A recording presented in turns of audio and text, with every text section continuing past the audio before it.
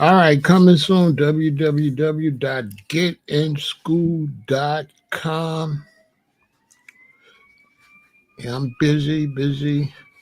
We're going to be helping the youth out here, working on it. Youth Educational Assistance Program I got going, building. You'll know about it when it pop off, which fits this conversation. I'm talking about Chicago, Trump, and prison schools. So I hope everybody's doing great. Here I am up causing problems. Just got off the phone having a kind of conversation where I'm over whooping. All right. With a very good friend of mine that be trying to tell me stuff, knowing I don't be listening to people. Once I got an idea, I don't listen. Yeah, I don't listen to people when they got an idea unless it goes along with my idea, trying to help build the idea. But if it's against the idea, I don't listen to you. And so people don't like it. They say, "You think you know everything." Listen, I don't know everything, but I know what I'm talking about. I know what I'm talking about. I'm not talking about everything. All right. So stop playing with me. Stop playing. Stop playing with me. I'm not talking about everything. I'm not talking about how your mom bakes her cookies. I'm not talking about what type of house slippers you wear. I'm talking about what I'm talking about. Okay. The dumb way. You know what I'm saying? I was kind of, so I had to wait. I didn't want to come over here all hyped up on you all, you know, because somebody always try to tell me something. I don't be listening to it. I don't be wanting to hear that. I don't respect that. I do not respect people that ain't never talking about nothing. And then a person start talking about something. Now they smart. But before that person brought up an interesting conversation, they wasn't talking about nothing. I don't respect that. I don't respect nobody being smart after the fact of the matter. I don't respect that. That's fake smart. You wait till another brother or sister drop something heavy, and now all of a sudden you smart. But if we would have waited on you, we wouldn't have never been talking about nothing. Stop jumping in conversations, knowing everything, but you can't start no conversation where you know anything. Come on, keep it a billion. Anyway, that's irritating. Dummies sitting around, did you raise the conversation that all the dummies become intelligent? Now everybody knows something.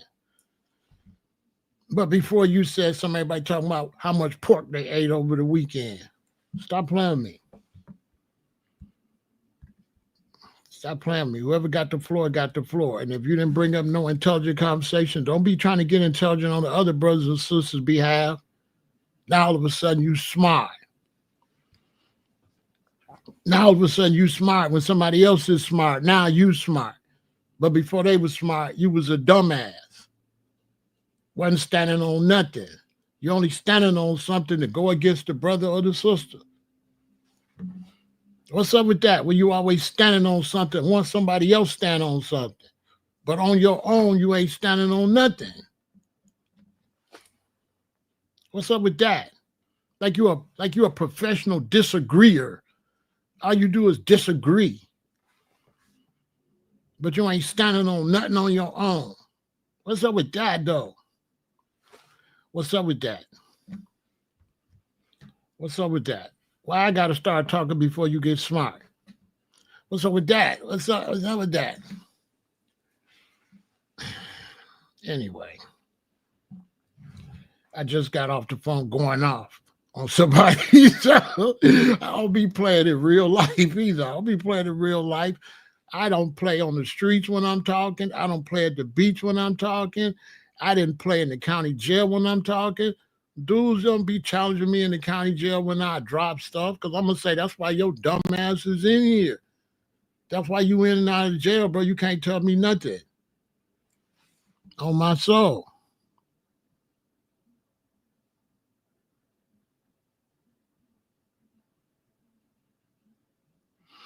No, the true statement is, Brother John, mind your goddamn business and speak on what the fuck you know, and don't worry about what I know. That's the truth, Brother John.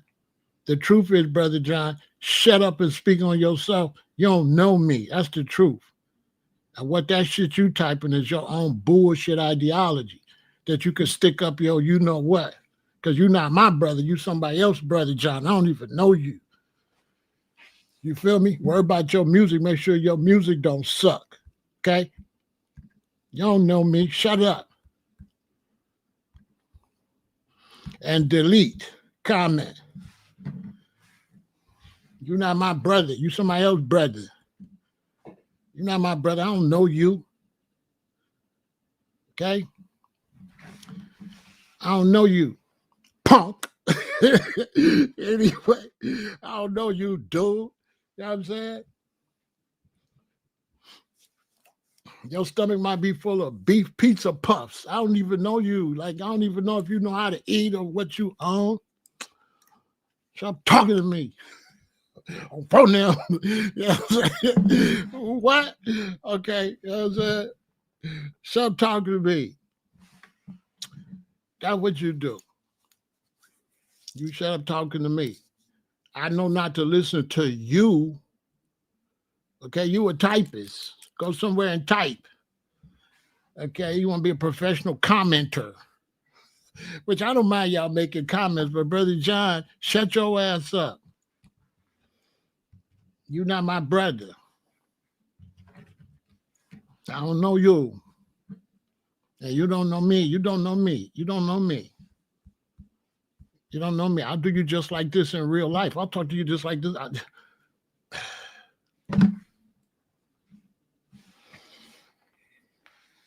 I'm just saying. You don't know me.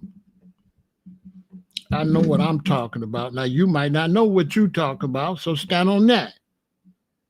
Stand on that. When you talk, stand on yourself. Say when you talk, a lot of times you might not know what you're talking about. When I talk, I always know what I'm talking about. I'm going on 50 years plant-based. I've been standing on business back when you was eating Skittles. You know what I'm saying? Oh, for the, you know what I'm saying? You know what I'm saying? What's going on, the beautiful Nicole? Okay, let me shout out everybody. Let me shout out everybody before I finish wilding out. I shouldn't have came over here after I wilded out on my friend a little bit. Because I got a friend that always know everything.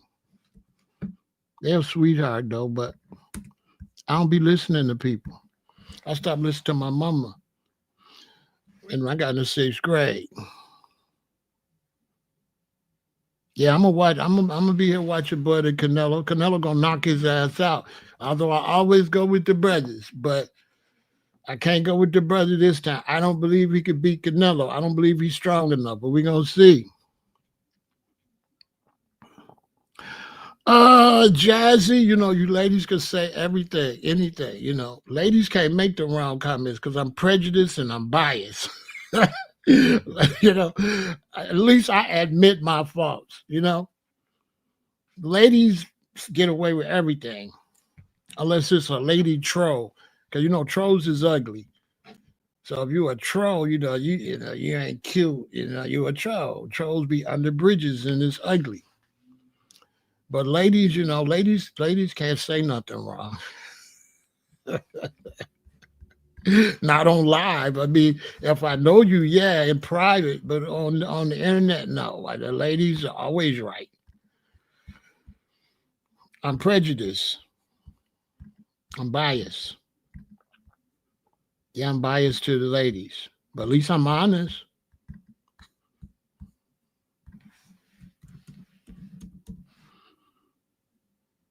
At least I'm honest. Yeah, I'm biased with the ladies.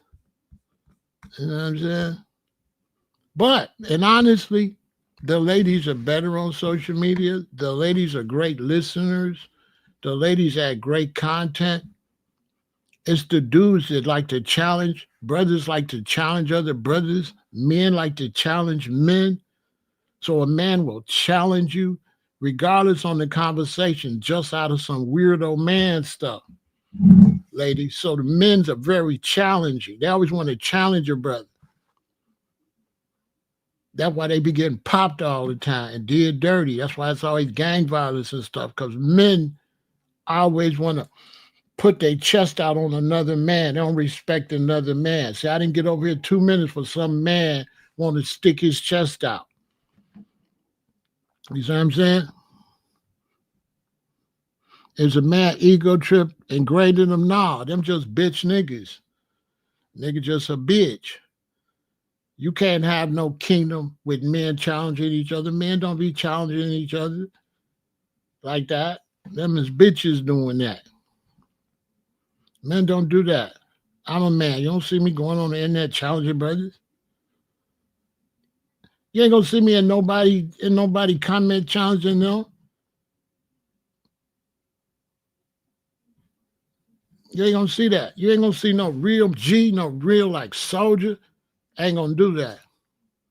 I'm gonna go watch you, and whatever you say, I'm not gonna be playing Captain Corrector hoe. I'm not Captain Corrector. I'm not finna go ahead and try to correct no other king and stuff in his kingdom. For me, when the brother go live or he on his platform, that's his kingdom. As a king with another king, that's that man's kingdom. That's that man's kingdom, and that's that man's royal subject. So if you're on your Facebook, that's your kingdom, and the people watch you, those your royal subjects. It's not for me to get in front of your royal subjects and try to disrespect you in front of your crowd. That's a bitch do that. I'm not going to say nothing unless I can make you look good. Like, I hear you, man. Real talk. I'm going to wait. You know what I'm saying? I'm going to support another king in front of their audience. I'm going to support another king in front of their audience. You can say a bunch of stuff that I don't agree with. I ain't going to say nothing. I'm going to wait until you say something I agree with. And then I'm going to be like, yeah, right on. That's real. I'm not going to get in front of your audience. Nah, you don't know what you're talking about. Like a girl. Because in the Cook County jail and prisons on the street, you get smacked up for that. See what I'm saying? I be outside. You can't do that outside. What they be doing over here. This is phony. Outside, you got to watch your mouth. You can't walk into no circle correcting nobody. Period. Especially a stranger. That got to be your boy for you to be like, man, hell no. That got to be your boy. You can't like say that. You can't correct no stranger outside. That gonna go bad. You can't do that. You can't go in no neighborhood full of guys that know each other and you walk over there and correct dude in front of the goons he grew up with. Nah, that's the internet. That's the internet. I'm just telling y'all. We don't do that. Every man stand on his own thing and you just let him stand on what he's standing on. Whatever another brother's standing on, I let him stand on that. It ain't for me to try to tell him what he's standing on. If you're on your page talking about eat meat and all that, it's not for me to go over there and tell you be a vegan. See what I'm saying? That's not for me. That's I'm out of pocket. They think it's our way right to act that way because they're on the internet, bro. So they're on the internet, they can't get smacked and flopped up. See what I'm saying? They can't get touched. They're on the internet.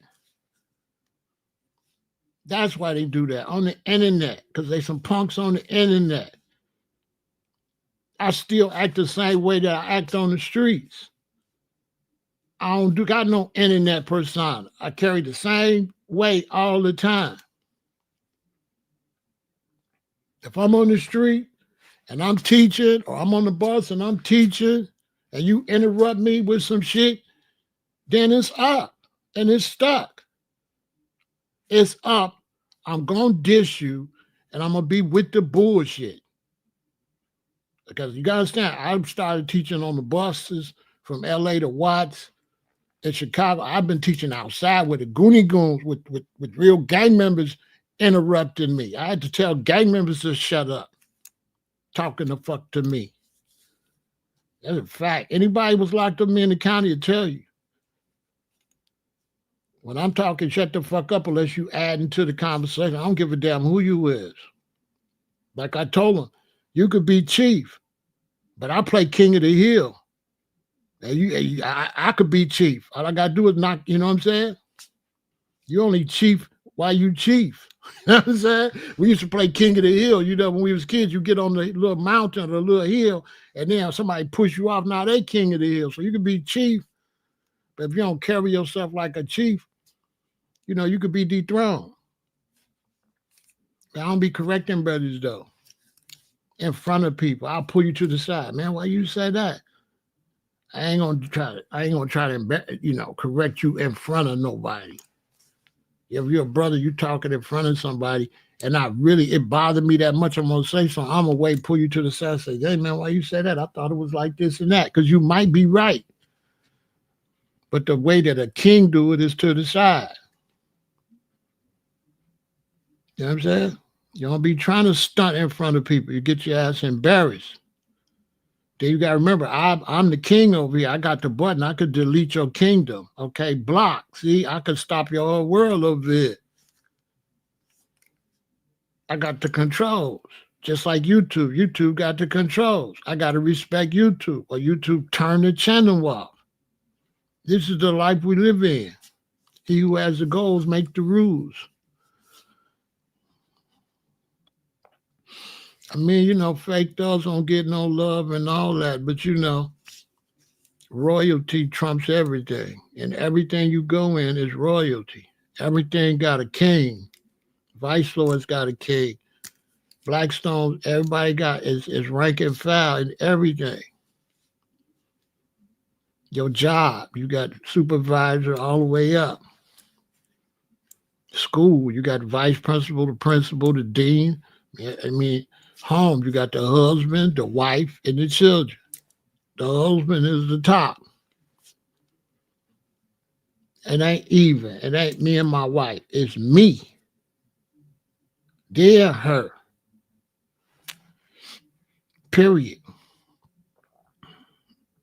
And she run everything, and I only step in on certain occasions. And when I step in, she know that I honor that, because she don't step in much. So everybody know when daddy step in, that's the end of it.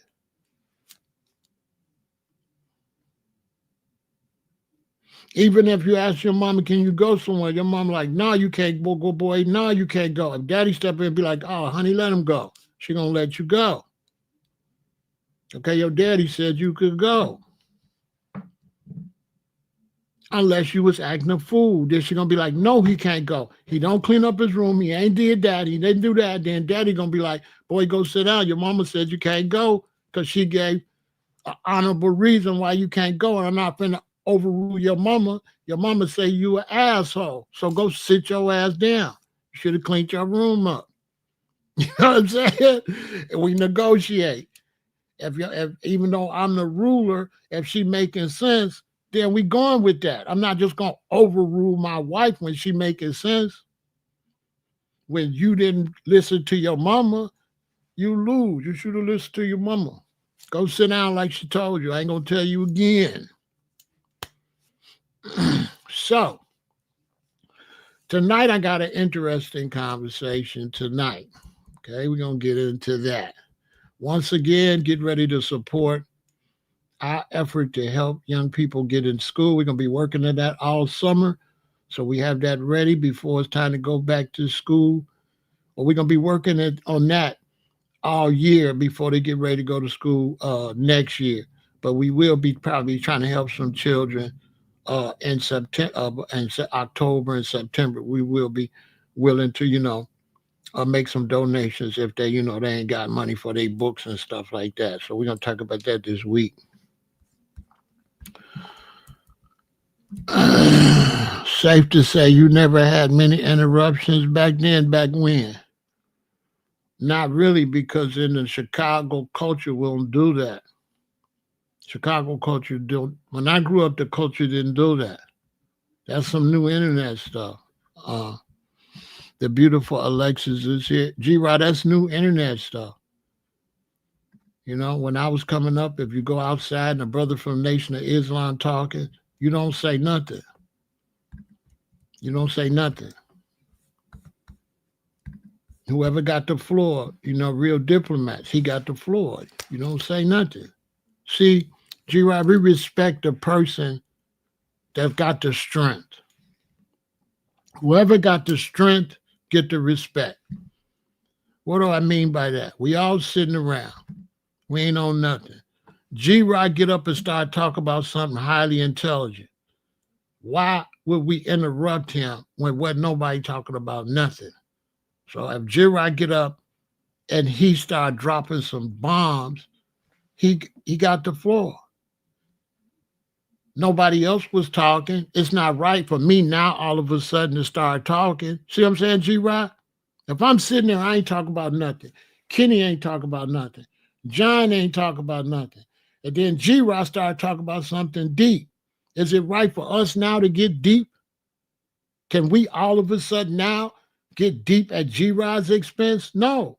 The fact that he was the one that started to have an intelligent conversation, he deserved to have the floor. Wasn't nobody talking about nothing. How you gonna start knowing stuff now that he knows something? Now all of a sudden you know something. You didn't know nothing until G-Rod started talking. You didn't know nothing. We don't do that. Whoever got the nerve to really raise a conversation deserves to be heard, deserves to be respected for even raising the conversation. If I'm somewhere in Calvin, we just sitting around kicking it. And then Calvin start talking about some heavy stuff.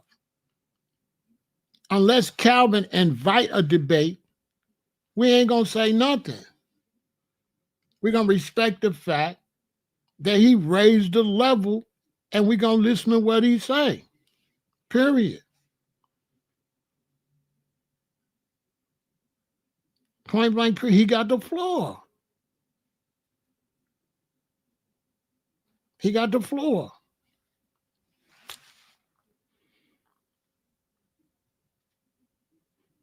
All that taking another brother got the floor, another sister got the floor. That's why you don't see my comments nowhere. You only see me give likes, thumbs up, or say I heard that. Anyway you go on social media, if you see me make a comment, it's gonna be in support. I'm not just trolling. I don't go out of the way to disagree with people on their social media. To me, that's feminine for a man. Because women don't even do it. You know what I'm saying? I'm not going on your social media trying to act like I'm your daddy, trying to tell you what to say. I ain't your daddy. I ain't got no right to go on Muhammad's social media and tell him, nah, bro. You know what I'm saying? Yeah, it's what you do. It's what teachers do. We teachers. And teachers at a high level, you don't step on the other teacher. You got to understand, I come from the lecture era. I don't come from the bullshit sonetta argue era. I come from the lecture era. You don't get to say nothing at a lecture.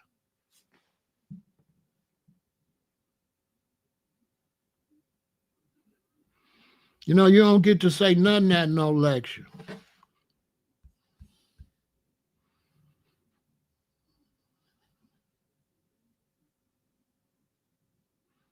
You don't get to say nothing at no lecture.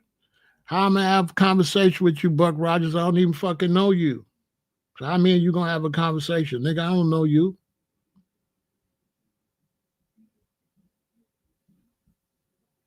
This don't say Pharaoh's conversation. This say Pharaoh said that. You can read, right? What's the title of the program? Pharaoh said that. This ain't titled Pharaoh and Buck said nothing. My title of my thing don't include you.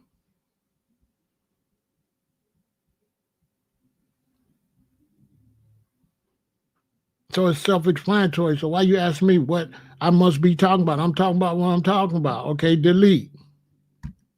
You know what I'm saying? What do you mean I must be? It is.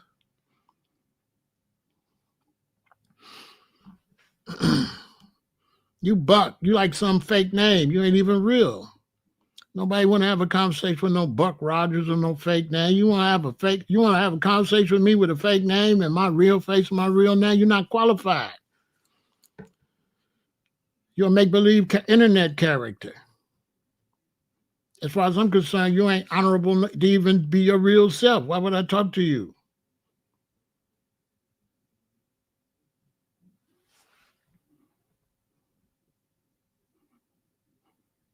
You understand?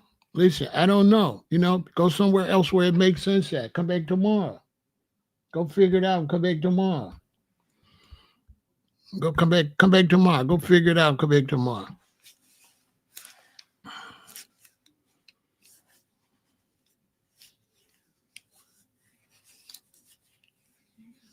Because you definitely can have a conversation. You definitely could have a conversation based on people asking you questions about what you're saying. Okay? So you can have a conversation without the other person being challenging. So Buck slow. Because there's definitely a conversation and it's definitely open for you to ask questions and put in input. But putting in input is not necessarily input to challenge me. So Buck slow. Gotta go back to school. You gotta go back to school. Because conversations don't have to be challenging. You understand? Buck slow. That's why he Buck. That's why I'm Big Pharaoh. You understand? And he's a Buck. He's Buck. You understand? He like an old movie. He's Buck and I'm the preacher.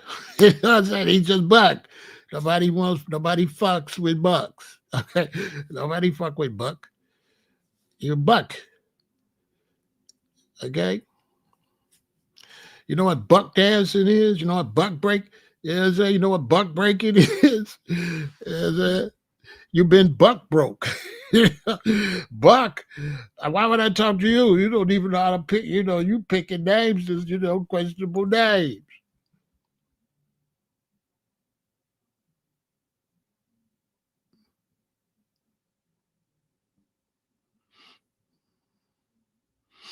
And so today, there's a situation going on, right? There's a situation going on, right?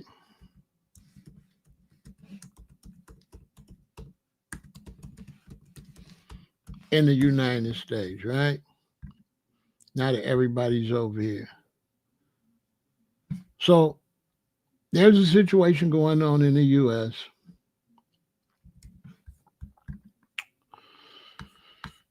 And there's a situation going on with Washington, D.C., with the troops in Washington, D.C. And then you got Trump being a racist with all the crime in Republican cities who have the highest crime, actually, although they all have crime. Chicago does have crime, has to be dealt with. But Trump is definitely a racist. No ifs, ands, and buts. And so Trump wants to send troops into all the cities that have black mayors. It's a coincidence, of course, right? Right. And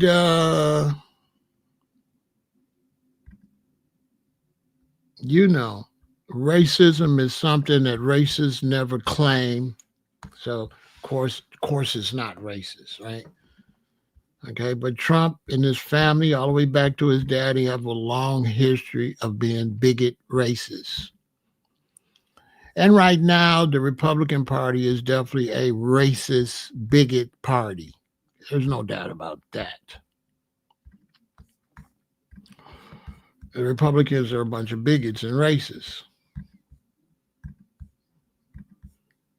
How you going to tell us who's racist and not when we're the victims of the racism? It ain't a black face over there in that Republican Party. He's going out his way. Take down everything black. Close the museums. Take down any black history like a nut, right? And if that ain't racist, what the hell is? So you got a racist, bigot president, and he's beefing with the Chicago mayor. And this racist, bigot president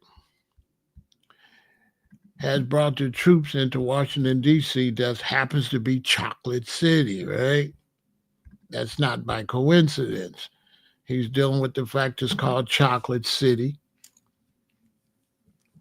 So he's going to fan racism.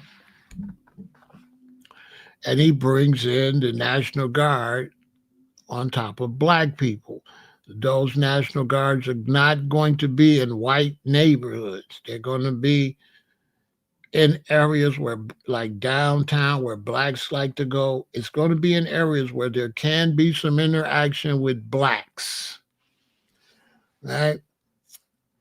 And Hispanics. So he wants to bring a bunch of white men from the National Guard to the city of Chicago.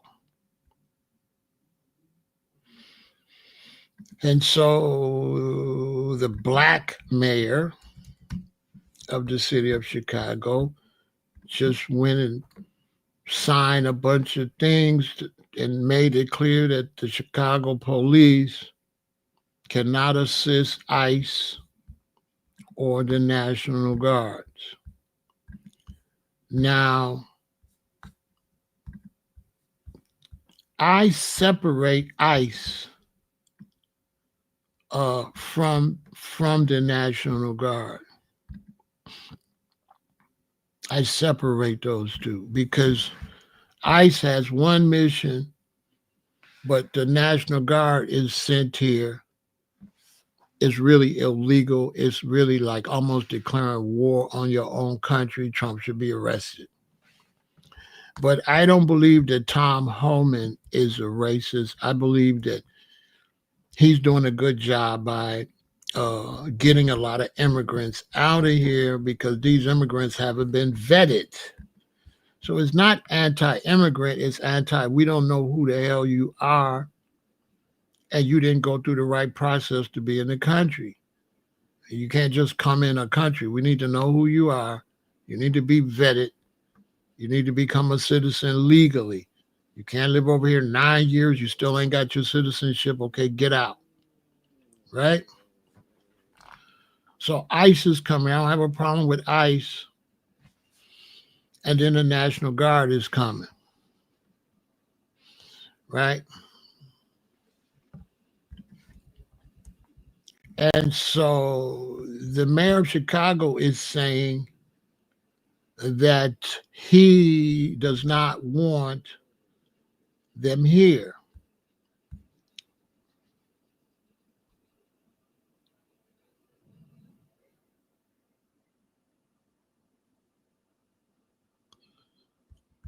You say, yeah, but guys, these powers Trump doing going to swing to the Democrats and the ICE going to deport whites. No, that's not the plan. The plan is for Trump to come and militarize black cities to grandstand, to make it look like he's doing something.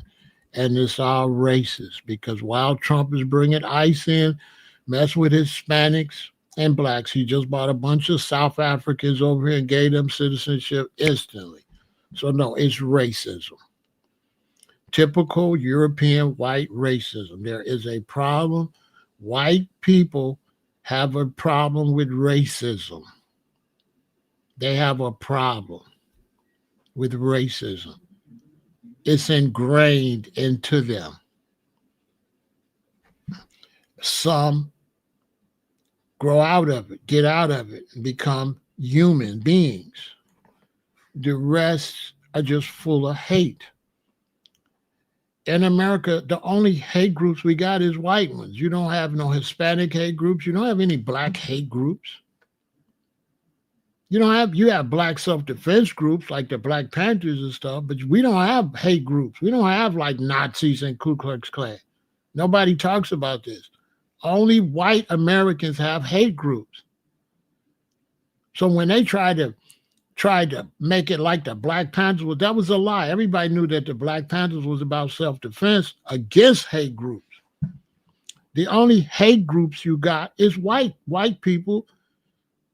You have no famous black person that did what was done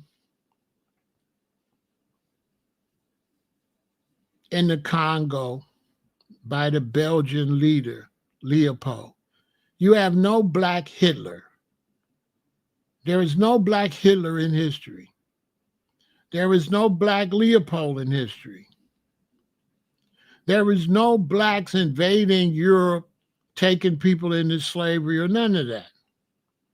There is no blacks come to America and unalive the Native Americans. This is white people that go around the world destroying people that's not white and pushing white supremacy, that they're greater than everybody and all of that. Teach it in the school, make Santa Claus white, make Jesus white. The Palestinians didn't go and take no land from those white Jewish people. They went and took the land from them. They not from there. They got that land in the 40s. How God gave you some land, but you ain't there?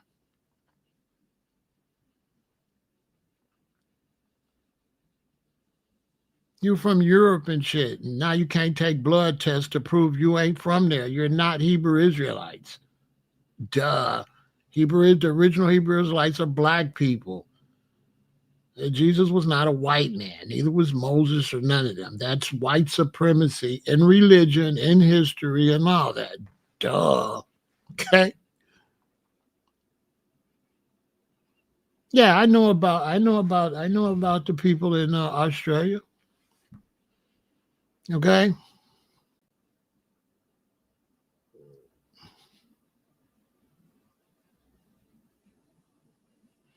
Yeah, I know about that. So racism is ingrained. It's an inferiority complex. Okay. It's an inferiority complex. I went to school with them, so they'd be inferior. It just something about you makes them feel less than. So when a man feels less than, then he wants to make you less than.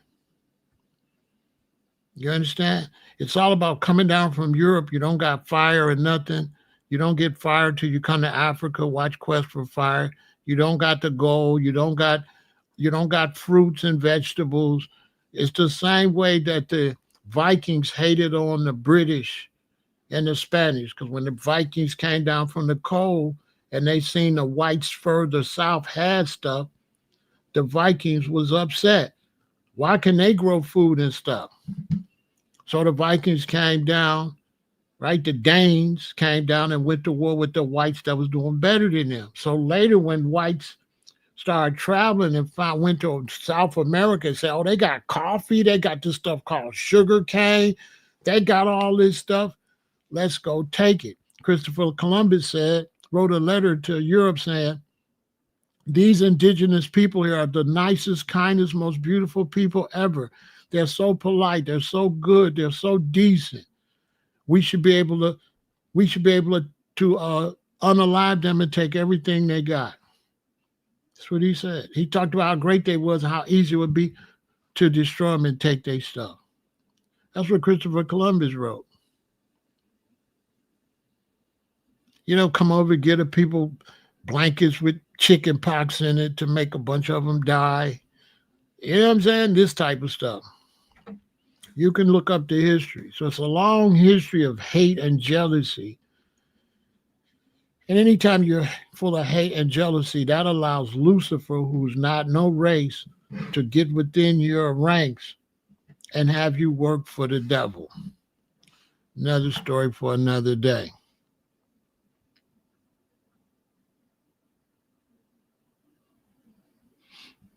You understand? And so to get back to what we're talking about, Trump wants to send the National Guard to Chicago. Now, technically, Trump cannot send the National Guards to the city of Chicago. He was only able to have the National Guards in Washington, D.C., because Washington, D.C. is not a state, don't have a state.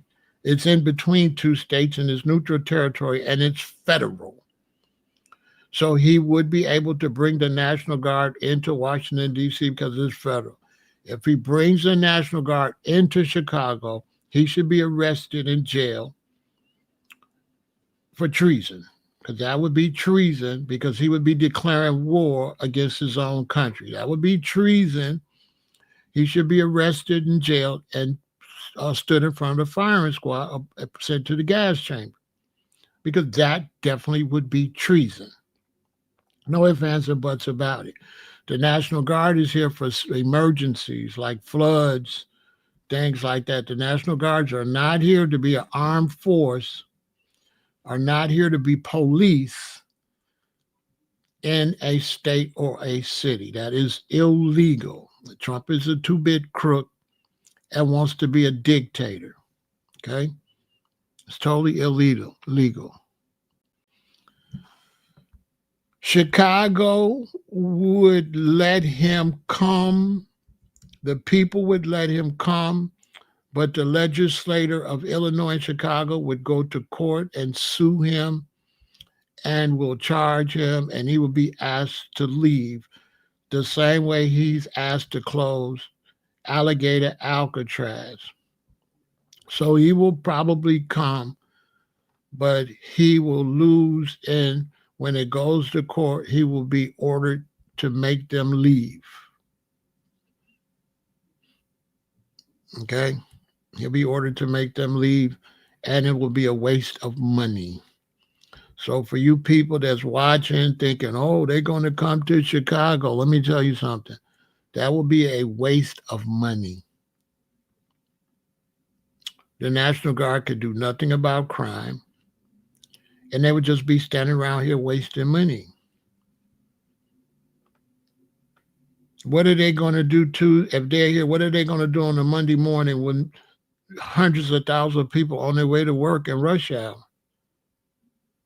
So because we do have crime in Chicago, people forget this is a city that has a lot of commerce and a lot of business.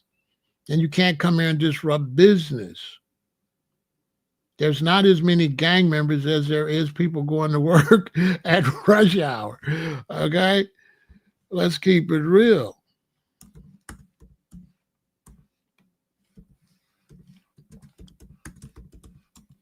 Right? So you don't bring no National Guard to a big city like Chicago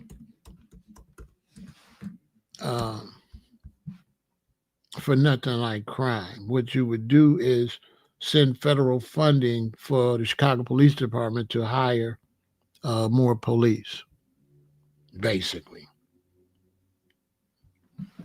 I mean, that's what any decent president would do.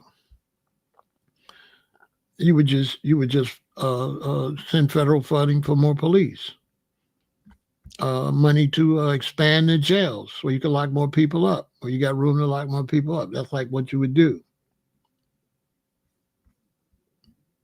I mean, if you had any type of decency, and you just wasn't an idiot like Trump. Trump is not a good president. You know what I'm saying?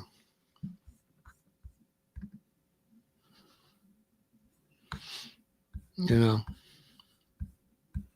to me, he's not a good president. I mean, he's crazy. You know what I'm saying? He's too emotional. He's got too much going on. Hold on a second.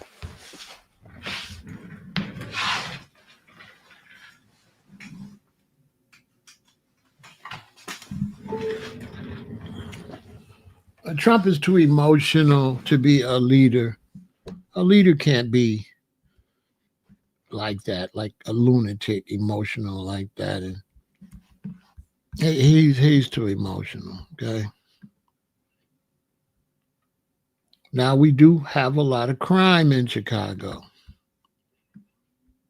That is a fact. But the National Guard cannot do anything about crime in Chicago. And this is where it gets ridiculous.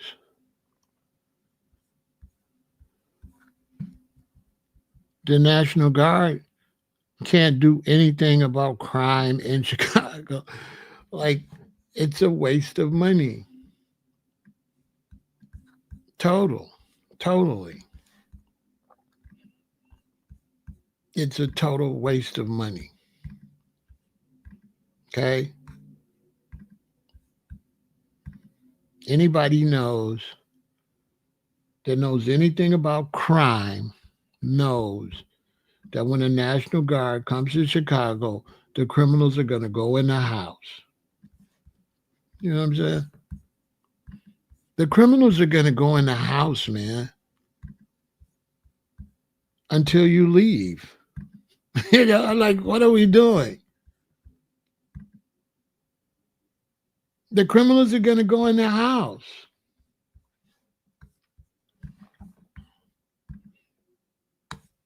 How are you going to stop crime?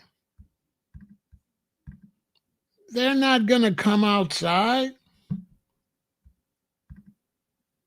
So you got people trying to stop crime that don't know nothing about crime. These are criminals. They're going to go in the house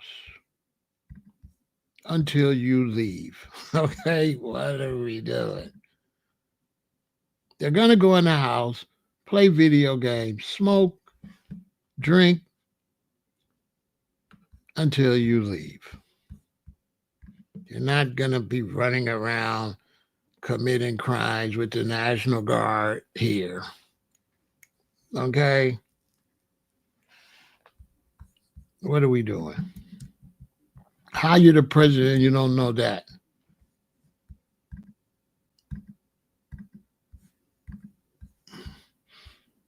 Like, how are you the president? And you think you're going to stop crime? So the criminals just going to be outside like, with the National Guard here. They go there. Criminals are people that take advantage of situations. If you're over here, they're going to do the shooting over there. If you're over there, they're going to do the shooting over there. If you're over there, they're going to break in over there. They're not going to do that where you're at.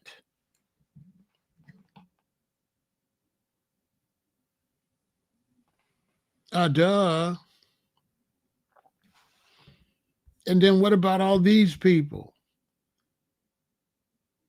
The millions and millions of people that's going to be going to work.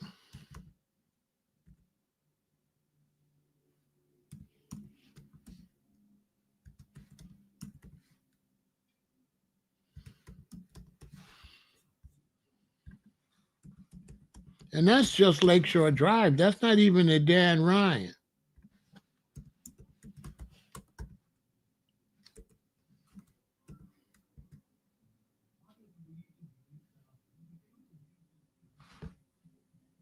That's this Lakeshore Drive. This is not even the busy.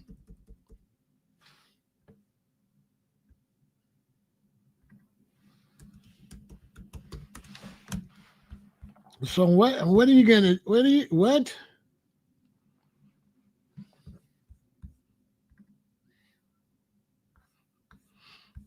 Make it make some sense. Like make this make some type of sense. And you're gonna do what? What are you gonna do? So this is a guy, Trump is a guy that's trying to like make headlines to look tough while not really doing nothing like for real. It's just to make noise. Man, Trump going to Chicago, you know? Yeah, exactly. Because I got people, man, Pharaoh, Trump coming to Chicago, you know, that kind of thing. Like some weird stuff,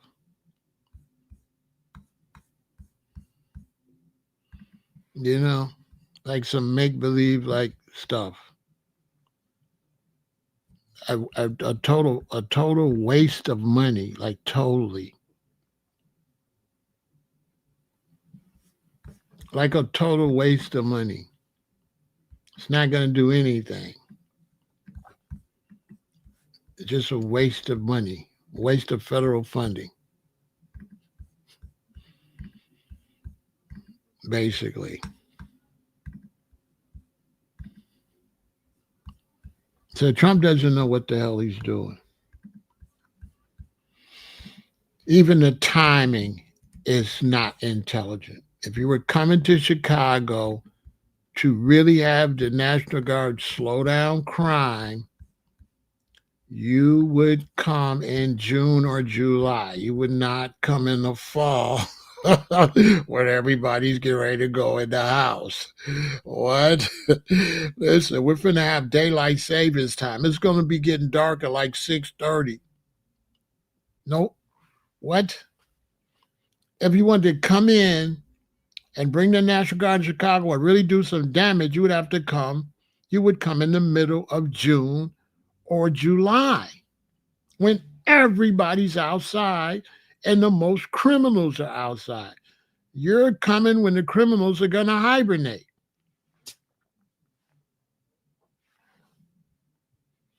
So everybody like, he going to come, black people, this and that. I'm like, it's not going to be no black people outside, but working people.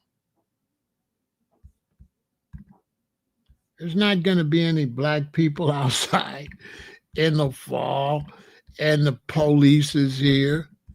But I guess it's going to be a total waste of money. It's not going to stop anything. It'll be a waste of money.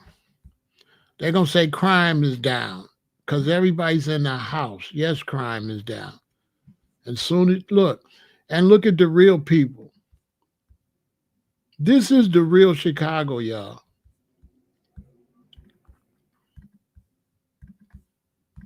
Working people. Working people is the real Chicago. Does he believe? I mean, how are people paying their bills? How are people paying their bills? This is the real Chicago. This is what they're coming to. This is rush hour. This is Chicago. One of the biggest money makers in the United States. This is the money city. They make money. This is not a gang city. There's gangs here, but Chicago's not a gang city. Chicago's a money city. We got 2 baseball teams. Football team, basketball teams, baseball, hockey teams. This is the money. This is the money. Why do they overlook all these hardworking Americans in Chicago going back and forth to work? They try to make it like it's gangs just running up and down the freeway. Now it is gang problems, but you cannot solve that with the National Guard. You have to work with the mayor, give some funding to hire more police, bring in FBI to train police, stuff like that. And change the system of the county jail and the prison system. We're going to get to that. I got all the answers, okay? I got all the answers. This is Big Pharaoh. I got the answers. You understand? You say 2 people are killed today in Chicago. Do you believe the National Guard can stop that, Omari? Yes or no? If I don't get a yes or no, I got to block you till tomorrow. Can the National Guard stop that? Yes or no? Simple.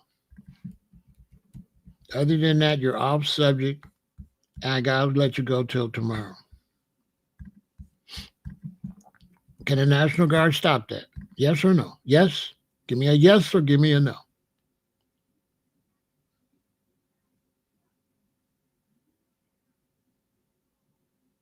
Give me a yes or give me a no. Can the National Guard come here for a month and stop gang activity that's been happening for years?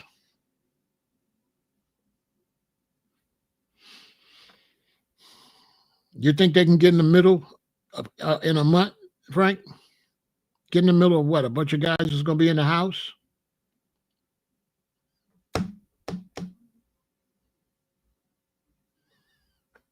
Waiting on you, Amari.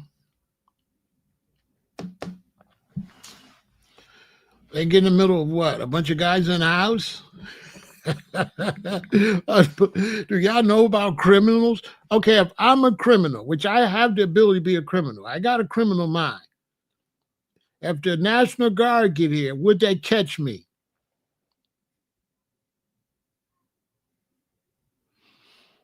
Let me ask y'all a question. If I'm doing crimes, I got the ability to be a criminal. When the National Guard get here, will they catch me? Answer in the chat, yes or no. Will they catch me if I'm a criminal? When the National Guard come, will they catch me if I'm a criminal? Yes or no in the chat.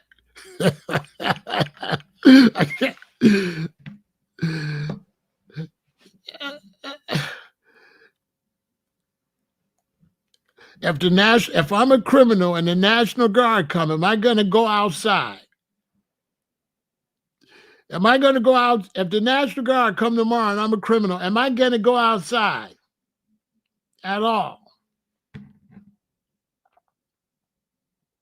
Am I going to stick my head out at all?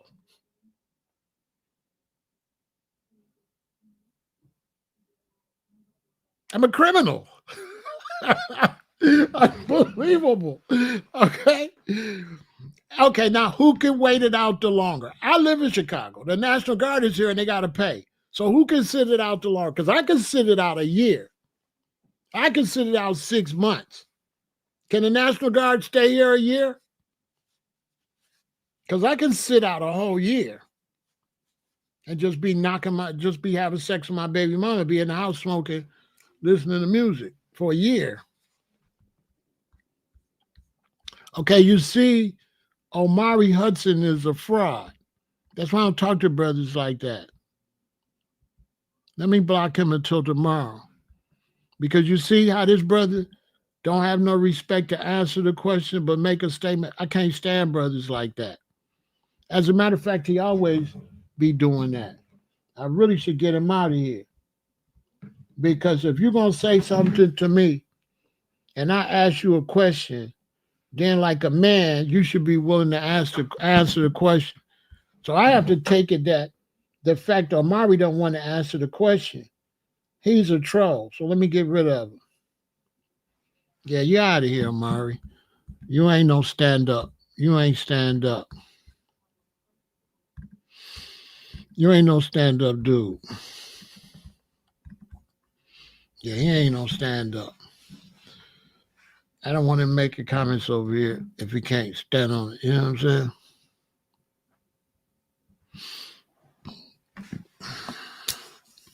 Right? So this is going to be a waste of money. Right? So let's take a break. And then we're going to get to more of what I got to say about this because I'm talking about both sides. Okay? I'm going to be talking about this side and that side. They both tripping to me. To me, they're both tripping. Let's get into it.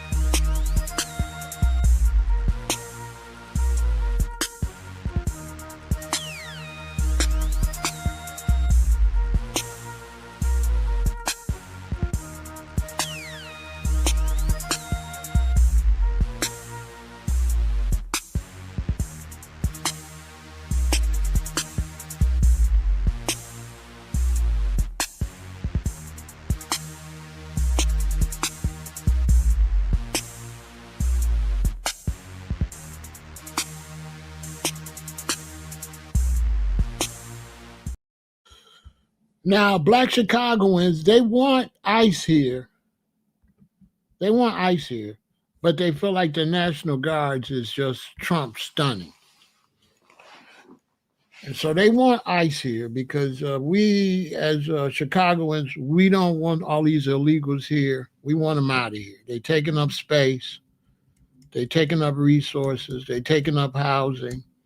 And nobody wants anybody here that could do a crime and run back to another country or something. You don't have no idea who it is. But the mayor is saying he don't need no help.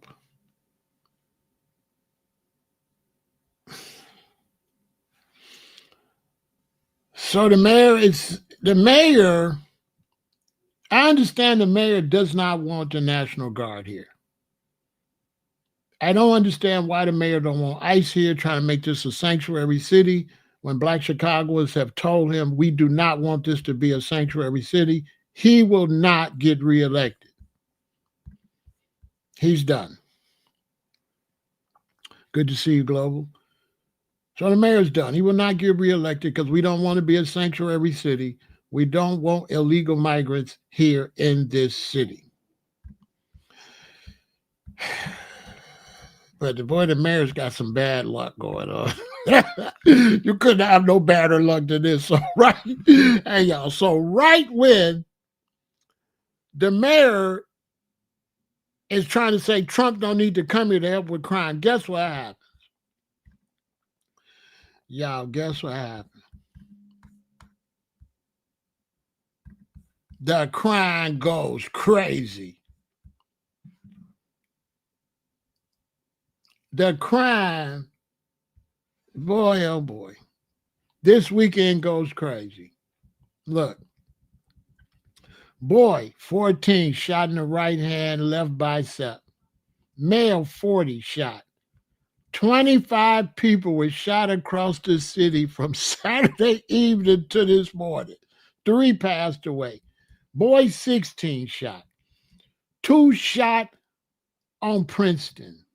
7 shot right near the police headquarters. 24 people shot in less than 5 hours. At least 7 shot in Bronzeville mass shooting. Between sundown Saturday and sunrise today, 25 people were shot across Chicago. 3 passed away. 3 people shot. 1 passed away. Male, 33 shot. 6 people shot on State Street, a male 28, a male 31, a female 28, a female 30, a male 30, and a male 32. 4 shot over on Hatton, a female 39, a male 39, a female 26, a female 32 got shot in the butt. Y'all can't be shooting ladies in the butt. Male 25 shot, female 43 shot. 2 shot over on Huron, a male 30, a male 28. 2 shot on Sawyer, a male 32, a male 29. 2 shot over on Fifth Avenue, a male 35, a female 35. 2 shot over on X's, a female 25, a female 23. An 18-year-old shot multiple times. He got shot twice in the forearm and once in the lower back. A male 27 shot in the left thigh. A male 43 shot in the left shin. A 15-year-old was shot, right, and unalived over on the south side. 2 teenagers were shot on 47. A boy 12 years old got shot in the chest. A boy 15-year-old got shot in the hip. A male 28 was shot in the torso. A man and a woman shot on the south side. And a male 21 was shot and unalived over on 72nd Street. So right when the mayor is saying, you know, he good. You know what I'm saying? We have one of the worst 2 days ever. You talk about bad luck. Follow me on Chirac Homicide. That's how you know I know what I'm talking about. I'm the one posting this. I've been posting what's going on with the shootings in Chicago since 2013. I'm really the man, right? So I know what's going on, okay? I've been posting the violence in Chicago since 2013. It's 2025. I've been doing it for 12 years straight. I've been posting. And shout out to my brother Spot News. Spot News is where I get my information from, right? So follow me on Shadrach Homicide and see what's going on. So that's why I'm over here, because the mayor couldn't have worse luck. Tell me that's not bad luck. Trump say for to send in the National Guard. You beefing with Trump. Now you don't need to send them in here. And then 25 people get shot. A bunch of people get unalive in a couple of days. Ain't that a mess? And you know, I keep it real. You know, I ain't going to just lean one way. You know how I do. I don't care. I'm going to tell the whole story. So how you going to say don't send the National Guard when 25 people get shot in 4 hours? I'm confused.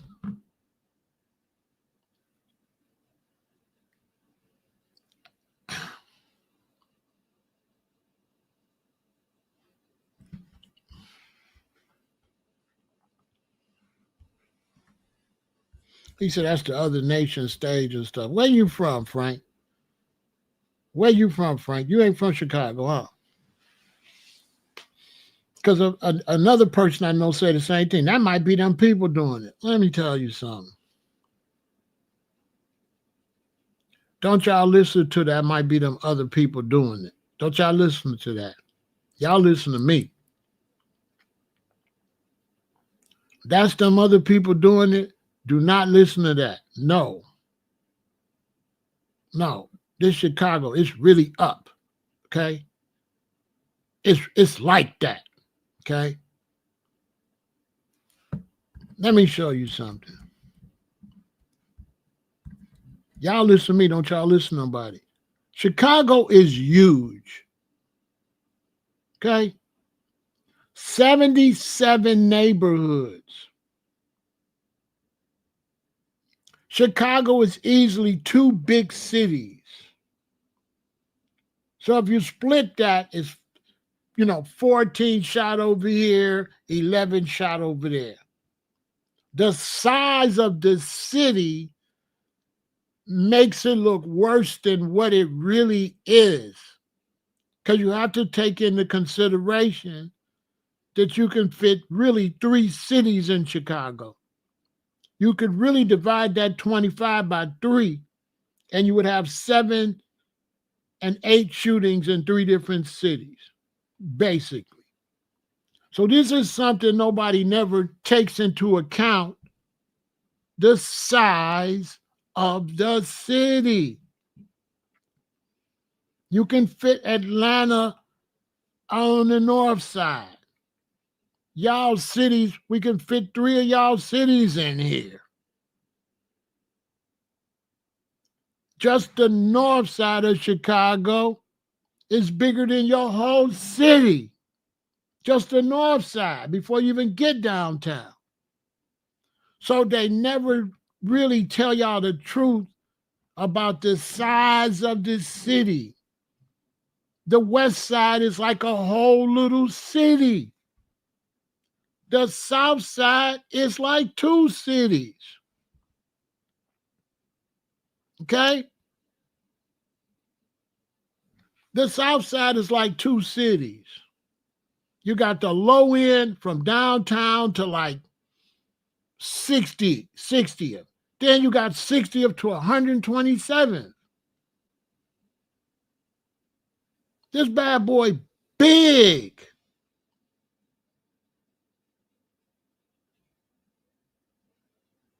So how many GDs is in Chicago? Huh. The GDs don't even know. How many BDs is in Chicago? The BDs don't even know. How many Latin Kings is in Chicago? The Latin Kings don't even know. How many Blackstones is in Chicago? They don't even know.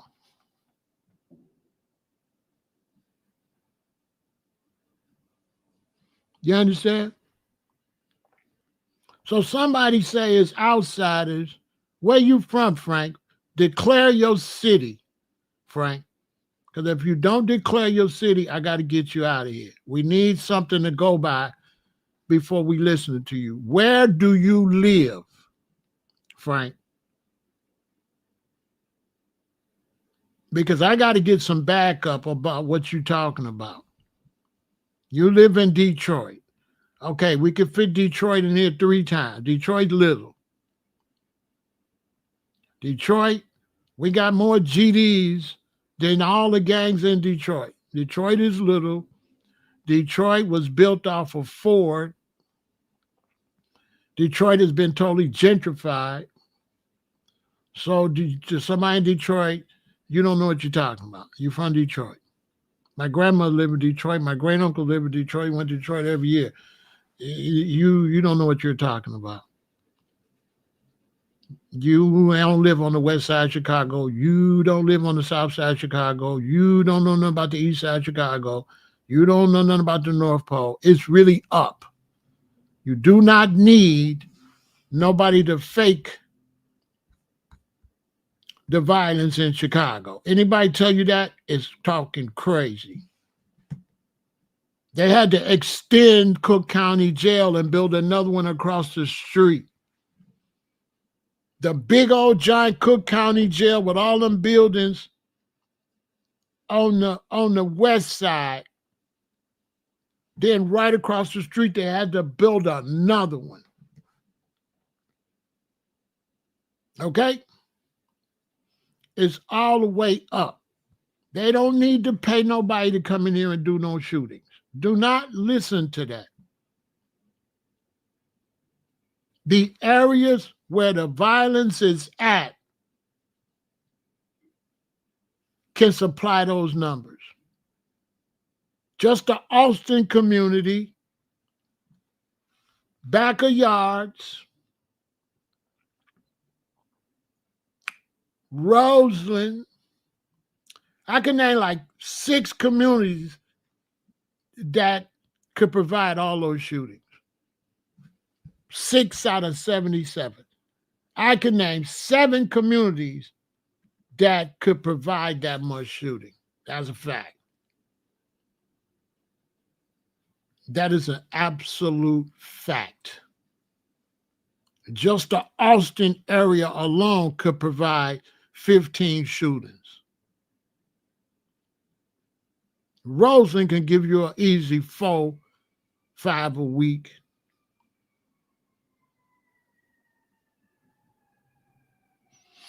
You understand?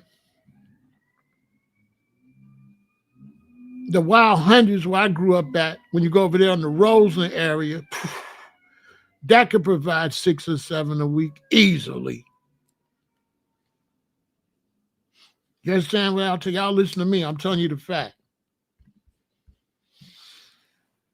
I did 4 months in Cook County Jail, Division 5. You know how many sections is in just Division 5? Do you know how many separate what they call them? Because you locked up in the area, and then next to you there's an area, and it's like 80 to 100 men in this one, and 80 to 100 in that one, and that one, and that one, and that one, and then across that one, then downstairs. And it's a bunch of buildings. That's just one building. So one building could have 1, 2, 3, 4, 5, 6, 7, 8. One building could have 1,600 to 2,000 men in it. Easily. There's a bunch of buildings, and then it's the new one across the street. And when you go outside and you go to rec outside, this group go to rec at this time. Then you come in, then another group come. Then you come in, another group come. When my group went to rec, when it's time to go back inside, they make you line up. We line up, Finball in the front, Neutrons in the middle, the 6 in the back. If you don't know Finball is Blackstones, Vice Lords, Latin Kings, Four Corner Hustlers line up in the front. Neutrons mean people that know gangs in the middle. And then the GDs and the BDs and the Latin disciples, everybody on the 6, I think the breeds and all them is in the back. And y'all, when you line up to go to your section, every section, and you look across, it looked like slavery, like Amistad. It's just rows of men lined up. And then you look this way, and it's just rows lined up. And when we look across, I was in the front because I'm a foe. I'm in the front. So now when we look across, we know everybody in the front part of all these lines, right?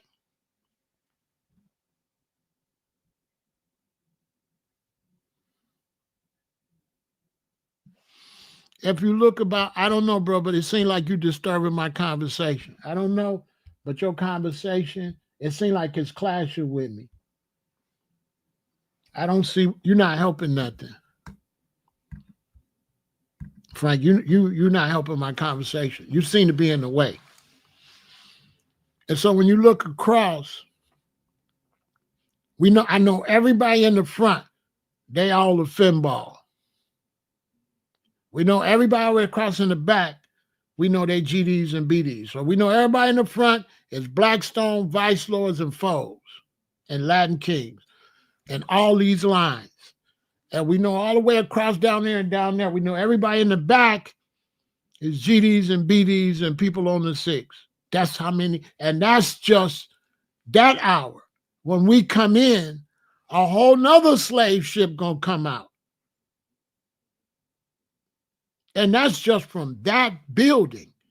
And it's a bunch of buildings where they coming out. And they got you outside in the back because they don't want nobody driving down the street to see that. It's a lot of gang members in Chicago.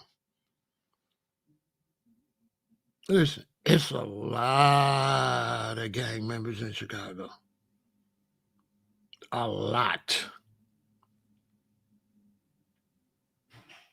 A whole lot. I ain't gonna lie. And when it's up, it's up. And when this one unalive D's come back and unalive D's, and every time more people get unalive, so more people jump into the beef. Because dude and them went over there and shot y'all, then y'all came back to shoot over on our side, but you hit my brother. My brother passed away. You hit my sister. So every time people get hit, more people join into the war.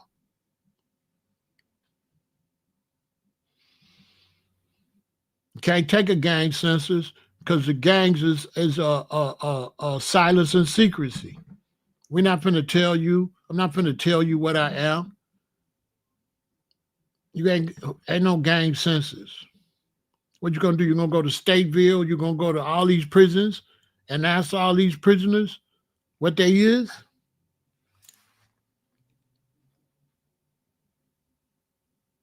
The prisons is full too. They getting released daily.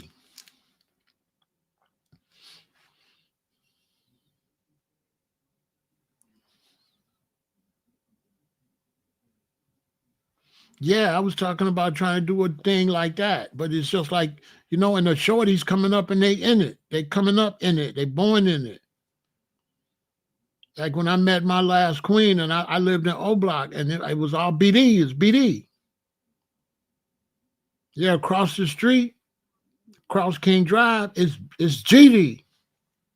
And it's not a joke.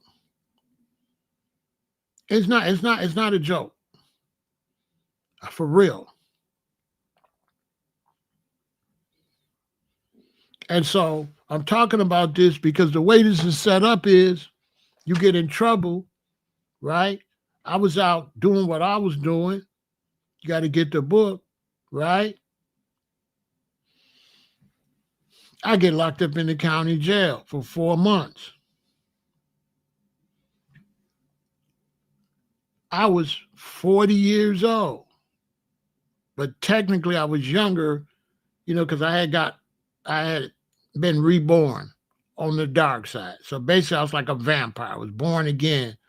So even though I was 40, I really wasn't 40. You know what I'm saying? I was 20 something. Like that you got to get my book to understand that part. I get locked up. I'm dangerous. I'm not locked up because I'm good. The police said I'm armed and extremely dangerous. I get locked up. My name Pharaoh for real. The vice lords take a liking to me because of my name, because they up under the pyramids and stuff. I get locked up, a notorious drug dealer, and I come out a very dangerous and notorious drug dealer gang member. I come out official. I don't come out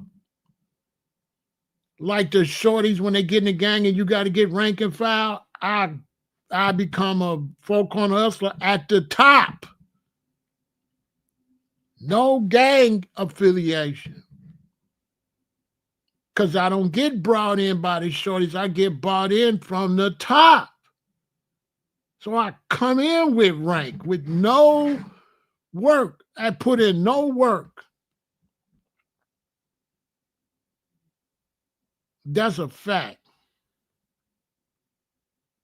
You got four-corner hustlers come over here, and if you put them on there and they debated me, they said, no, this and that. If I start naming names and stuff like that, they'll be like, oh, okay. All I got to do is say a couple names and be like, oh, okay, that explains it. You know what I'm saying? I can explain my position. What's the point I'm making? I get stabbed. I become a demon. I'm hustling. I become a worse demon because you can't hustle unless you got to be mean. You flipping weight, you got to be mean. Then I go to county jail for 4 months. I'm meaner. I don't get nicer. I'm already on demon time. Now I'm in the county jail. You're not in the county jail with choir boys. You in there with real hitters, like real dangerous dudes, not for play. You're in there with dudes that's really outside tripping. You're in there with dudes that's in and out of jail, in and out of prison. You in there with convicts that been released from prison that violated and is getting ready to be violated and sent back to prison. You in there with dudes finna go back to prison that did 20 years and got out and violated their parole. You in there, you is in the jungle. Ain't no being soft. Period. The only way you can be soft if you got some little bullshit charges, and after 2 or 3 days, they're going to let you out. But if you're in there 4 months like me, with dudes coming in and out, all kind of notorious dudes, you really got to be that.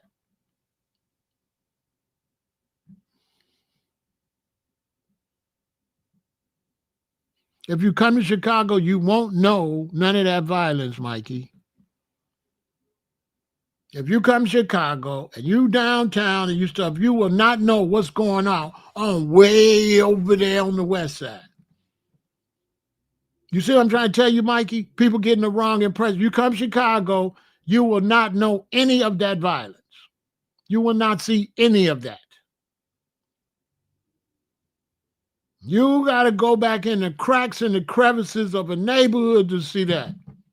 You're not going to be downtown. You're not going to be at no basketball game or no restaurant and see none of that. That's what I'm trying to tell them, Mikey. You're not going to see it. It's easy for 45 people to get shot and you don't know. You will never know they got shot unless you watch the news.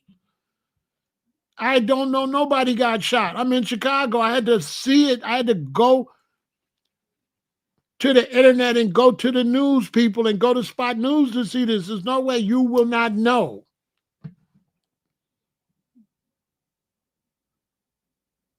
That's how big the city is, Mikey. The city is so big that everybody's having a beautiful time. Nobody knows that's happening. Listen, y'all. No tourists that was here have any idea any of that happened. It's a fact. Nobody knows that happened. I didn't know that happened. I had to look it up. See how quiet it is out there? If somebody gets shot, I don't know. If somebody gets shot you know how far I am from other parts of Chicago? It takes me 45 minutes to get to an area, 50 minutes to get to that area. This place is huge. If 4 people get shot way over there, how do I know? It's happening on a little block somewhere. It's not happening in Chicago. It's happening on that street. So if you come to Chicago, you're going to have a great time. You're not going to know. Okay? You're not going to know any of that. You're not going to know any of that.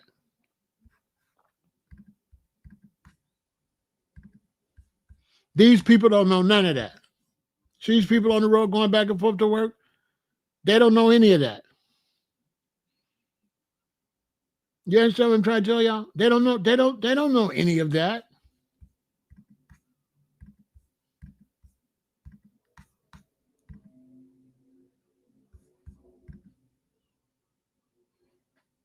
They don't know any of that.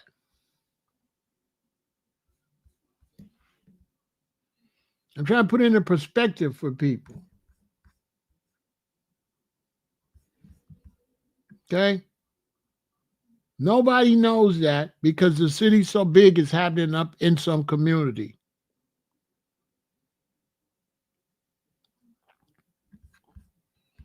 So when the National Guard come here, they ain't going to be around nothing. They just going to be standing around. Because nobody down here knows any of that.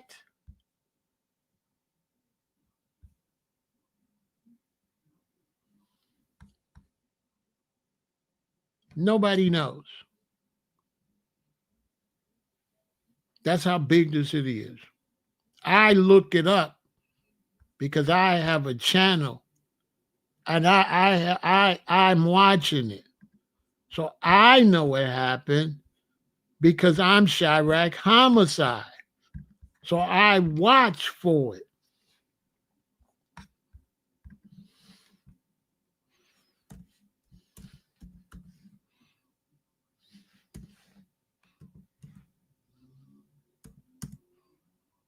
That's why I know what's going on.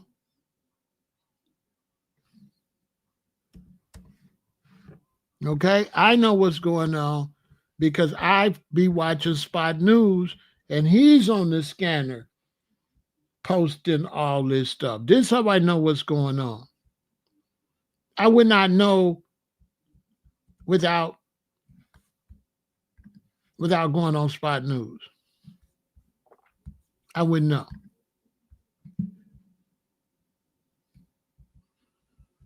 Without going on Spot News, I wouldn't know nothing. I wouldn't know none of this stuff. These are facts. So what am I talking about? What's my point? My point is this. National Guards is not going to help any of these cities. ICE has nothing to do with crime. They're looking for illegals.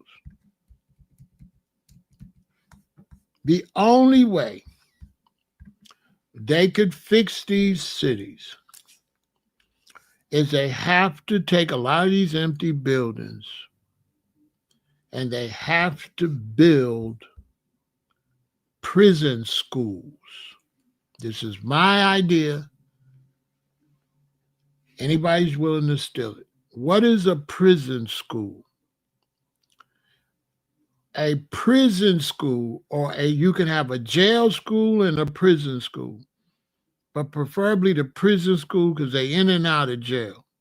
A prison school my idea of a prison school are specific schools built in nice places. See how clean I got this looking? But you cannot leave. If you're young and you commit a crime and we find you guilty and we give you your time, if your time is 5 years or under, you can apply to go to the prison school. If you're a certain age, you have to go to the prison schools. And the prison schools will be schools where you learn trades, you get an education, you're able to get your diploma, but you cannot leave unless you graduate. So let's say your son commits a crime and he's doing 3 years and we send him to a prison school. Yeah, he got 3 years. But if he don't graduate, he gonna stay in that prison school. And he could stay in the prison school up to 7 years. Unless they find that he really ain't doing nothing. Then we're gonna send you to prison, and then you're gonna be, time is gonna be added to your charge if you don't educate yourself. So if you got 5 years and we send you to prison school and you mess around in prison school, no matter how, and you was in a prison school 2 years and you didn't try, we're going to send you to prison. You still got to do your 5 years. Them 2 years don't count because you didn't do shit. And we throwing 2 more years on top of it. You're doing 7 and you're doing every day. You're doing every day of 7 years. Now you got 2 choices. You can go to this prison school, graduate for some kind of trade, and we'll let you out. If you could do that in 2 years, we'll let you out. If you could show you're a productive citizen and you get a trade and you get an education and you graduate and you're looking at, you're supposed to do 4 years, but you go there and do what you got to do and you graduate in 2 years, we let you out, early release. Other than that, if you plan around, we'll keep you in there for up to 5 years. Unless you're absolutely doing nothing, then we will send you back to prison for your full time plus 2 years. Plus 2 years. Plus 2 years. Because you cannot be on these streets of Chicago if you're a dumbass. And a dumbass is going to be a criminal. So you're either going to better yourself or go to hell in a handbasket. That's up to you. Because under my administration, we will lock you up and throw the key away if you don't want to be a productive citizen. There ain't no need of you coming back out here if you ain't on shit. Now these cities got, and these states and this country got all this money to waste on dumb shit.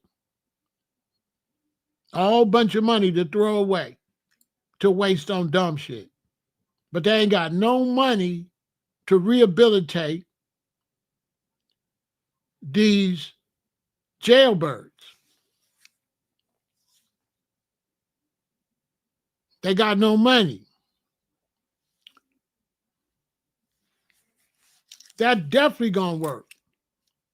Because you're gonna go and make something out of yourself, or I'm gonna lock you up and throw the key away. I don't care if you don't never get out. I got plenty room in prison because I got people trying to change their life. They at the prison schools.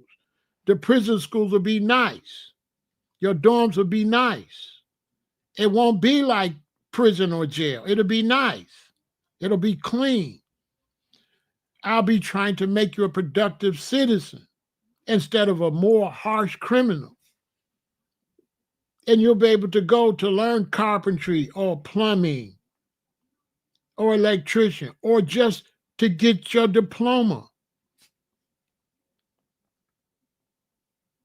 If you got to do 10 years, we will allow you to get your high school diploma and a college degree. If you can pull that off in 6 years, you get out early. If you got to use the whole 8 years, you use the whole 8 years. But if you don't do it, look, somebody told you got to have races. Did anybody hear me say anything about race? I said if you go to jail, right? I said if you go to jail, right? Didn't I? This is why I can't stand slow. I said if you go to jail, didn't I? Did I say anything about race? Did anybody hear me say anything about race? Let me delete that. I don't be doing stupid stuff, right? I don't got time for stupid stuff. If you go to jail, if you go to prison, I ain't say nothing about nothing. All that we got Latin kings here and all that. I don't got time, right? You're allowed to go to what I call prison school. So you're in prison, but you're forced to make something out yourself. See, we have prisons where you're not forced to make nothing out yourself. So you can go in a bomb and come out a worse bomb. You can be in there committing all kind of crimes and doing nothing. But we don't have no opportunity to lock you up where you can make something out yourself. But we throw you into a bad situation. So when I went to the county jail, they threw me in with a bunch of scum buckets. They didn't throw me nowhere where I could do better. They threw me somewhere where we had to have shanks on us. All type of stuff had to happen. I had to be a gorilla in there. I wasn't able to go there and better myself. I got out. I was more dangerous, more meaner. I was mean as hell when I got out of there.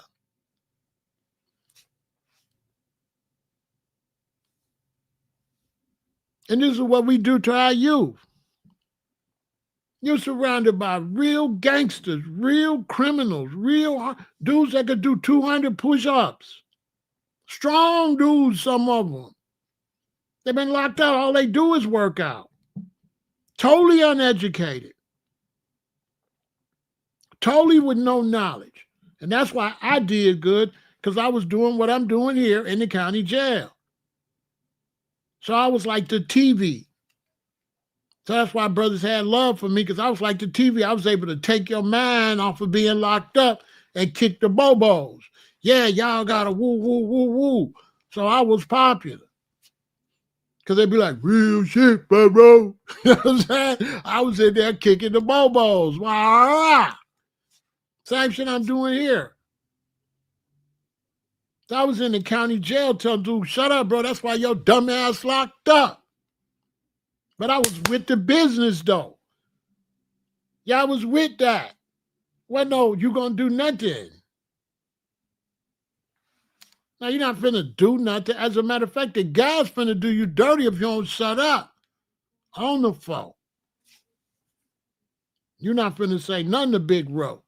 You crazy? Because these other dudes, they listening to it. Some of the most hardened criminals that been in prison a lot, they listen to what I'm saying. They trying to turn their life around. They want to hear something positive. Don't nobody want to be in there hearing dumb shit all day. And so this is my original idea. I've always said, if you can make them go to school, why can't you make them get a trade? Why can't you make them get education? I don't understand. Now, my friend was saying they don't want to make them do nothing because they like them messing up, so they can keep locking them up. But I'm trying to tell my friend, but now it's biting society in the butt because they hurting business, they hurting tourism, the city's losing money. So you're trying to make money off of prisoners, but you losing money with crime. Smash and grabs, the businesses is suffering. It don't make no sense to make $10 million over here from crime, from locking up criminals, and lose $12 million over here from crime. That's a $2 million loss. But the system is only counting this side and ain't counting this side and adding it up. Because if they add it up, they losing. They're not winning. If society add up how much they making from criminals and the penitentiary complex and add up how much they losing, they is losing more than they making. I don't give a damn how much stuff prisoners are making. At the end of the day, society is losing. They're losing. The country going broke. Why the country going broke then if it's such a good idea to have prisoners work? Why the country going broke? Because the country going broke. I don't know if y'all see it or not. The country is going broke. Nobody wants to open a store because somebody going to drive a car in there and take all your stuff. There ain't finna be no stores. Who going to open a store? I wouldn't dare open a store. It's going to get broke into before I'm open a year. If I fix it, it's going to get broken into 3 times in 1 year. I'm going to have to close it. Well, you're going to have to make the store out of all bricks.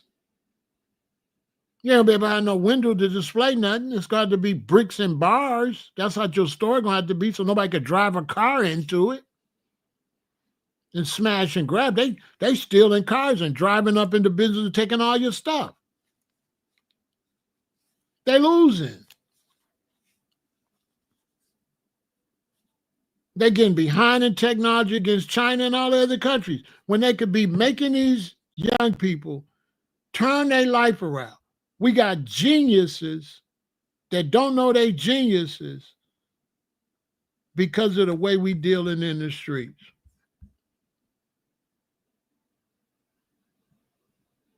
You're trying to judge a young boy who daddy and granddaddy been in prison.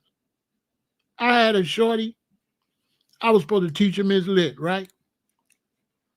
He was a vice lord. He had to know his lit. And now, they kept giving me a different job because I didn't want to cooperate. And they couldn't whoop me. You know what I'm saying? So they was like, damn, Pharaoh, you getting on that nerve. So they give me another job. So now I was the minister of literature because every job, I didn't want to do it. I quit. And they're like, bro, we sick of you, Pharaoh. This gang shit, you can't quit. I'm like, nigga, I did. I just quit, though. Fuck is you talk about?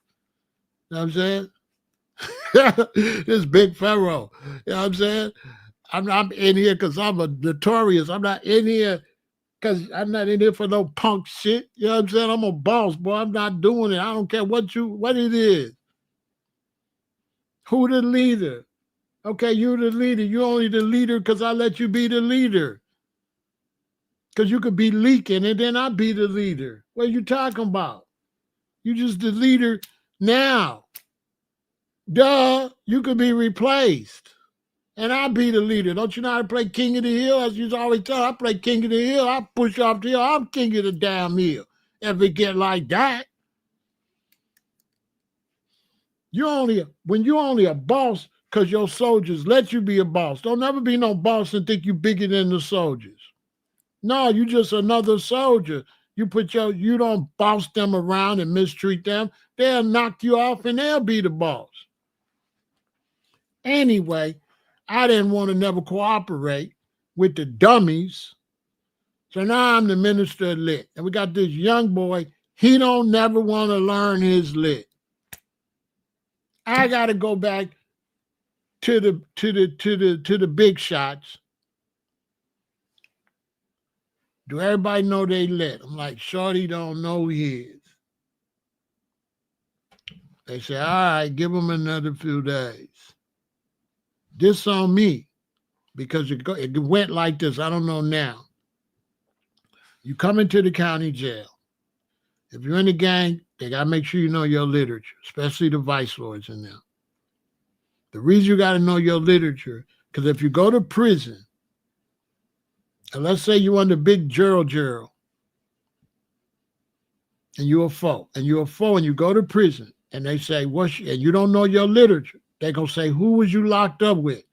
You're going to say, I was locked up under Big Gerald. Now they're going to send a kite to Big Gerald. You ain't teaching the guys they shit. Big Gerald might get poked. Because they're going to ask them who they was under and why they don't know they shit. So I got to make sure they know they stuff, because that comes back to my man if they don't know it. So now my man don't want to get a kite on him and get hurt.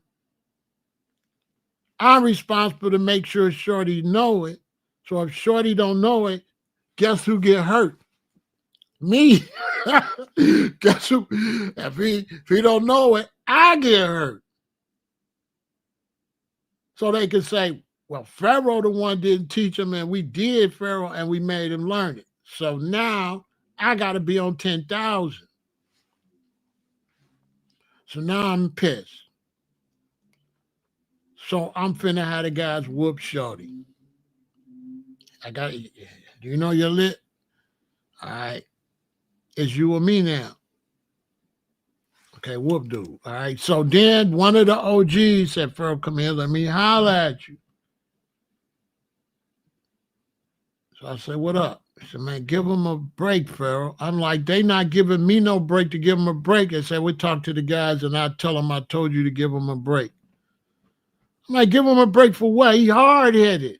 He need to just learn the shit and we can move on. He said, Pharaoh, this really was a wake-up for me. He said, I was locked up with his daddy. I know his daddy. He said, his daddy locked up downstate with the granddaddy. I said, what? He said, Shorty, granddaddy and daddy is cellies. I said, are you kidding me? So when he told me that this young man's daddy and granddaddy was locked up together, when I looked back at the young man, he didn't look hard-headed. He looked like a little kid. I felt sorry for, I seen who I was looking at. Before I didn't see who I was looking at.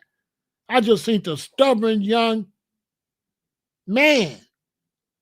But once dude told me that the grandfather and the father was cellmates, and I looked at him, he looked like a baby. He didn't look like a young man no more. He looked like a baby. I'm thinking, yeah, he mad at the world. His daddy and his granddaddy is cellmates. Man, that shit, I don't got no heart like that unless it's a woman. But if I would have had a heart, it would have broke. If I had a heart, because I don't got no heart. If we ain't fucking, I don't got no heart. I only got a heart for pussy. But that's all another video for another day. I only got a heart if you got titties in the vagina. Then I got a heart. I don't got no heart for no dicks. But that's another story. So I don't got a heart to break. So my heart didn't break. But it would have broke. It was I was just like, damn. So I went to my tip. I got a bunch of cookies. I got a bunch of potato chips, a big bag of stuff. And I said, listen, man, you cool here. Just learn your lit, all right? He looked, he seen all them cookies and stuff. He brightened up. He like, okay. And he went and learned it. I say, you cool, man. I ain't. I'll talk to the guys. I ain't gonna bother you. Just learn it for me, all right? Here, man. You know what I'm saying? Here, bro. I felt bad. You know what I'm saying? I felt real bad because he didn't got a chance to heal. You know what I mean? 3 generations locked up. He on his way too. Man, that type of stuff, man, pull all of your soul out you, bro. I swear to God. That shit, I'll never forget that. I never, man, that was just too much. That was just too much. So we gotta turn around this recidivism. You know what I'm saying? Man, that was hard, Calvin. That was hard to look at him. Once the guys told me, man, I'm Pharaoh. Give him a break. I'm locked up with his daddy and his granddaddy is Sellies. I said, are you kidding me? Like, nah, man. Shorty messed up, man. Give him a pass, bro. I said, I was like, man, I'm glad you told me because I was going to show they was going to whoop dude. You know what I'm saying? On the phone, we was going to whoop his ass. Right? How many times I got to tell you learn your lit, right? But it's like, okay. And I probably ain't supposed to tell y'all all this, but for the benefit of the community, I'm going to tell it. You need to know all of that about the lit and all of that. You need to know this stuff so you stay your ass out of there. Stay out of there. Now, downstairs was the school unit with the shorties, but it's in the county jail. So they going to school in the worst elements. We need to take the schools out of the county jails and out of the prison and build school prisons. We need to put them in a nice environment and make them get an education to get out. So if I'm locked up and I got to do 5 years, and if I do my work hard, I could graduate early and get out of here in 3 years. But I don't. I'm playing around. But a friend that I made in there, he going hard. He get out in 2.5 years. I see, bro, get an education. He a plumber or something now. He get out. I'll be like, you know what? Man, I'm finna get out of here. And he finna go make money. So I'm like, I'm finna do all my schoolwork. And it's nice in here. I ain't got to worry about no violence. I ain't got to worry about no unnecessary fighting. I ain't got to be in the regular jail. I ain't got to be in the regular thing. Now I can be out and be productive for society.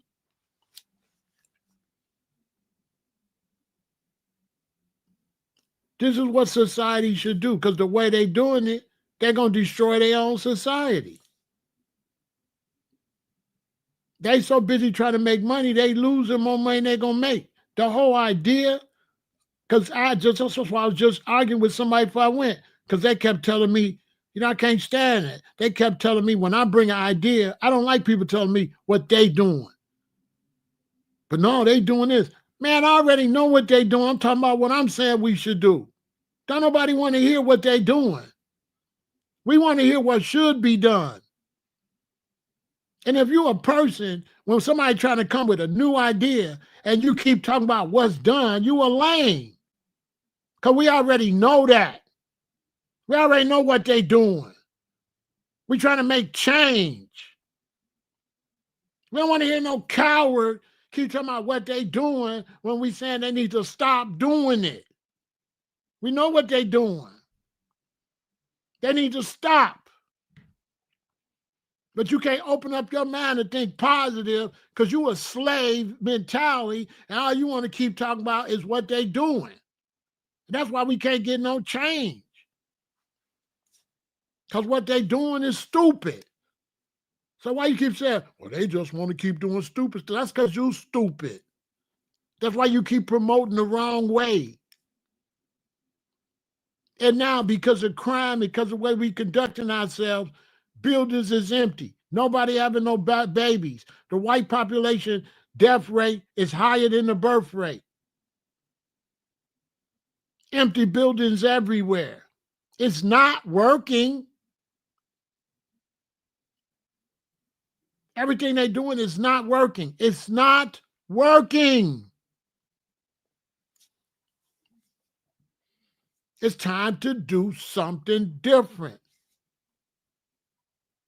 You can't be mad at a young generation that don't have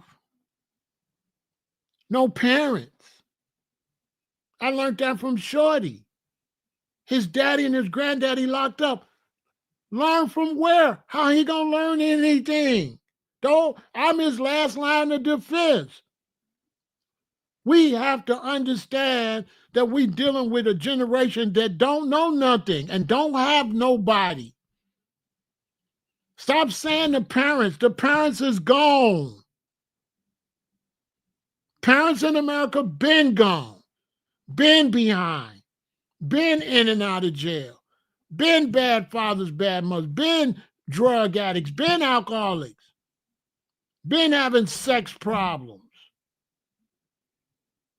When are we going to realize that there ain't nobody to raise the children?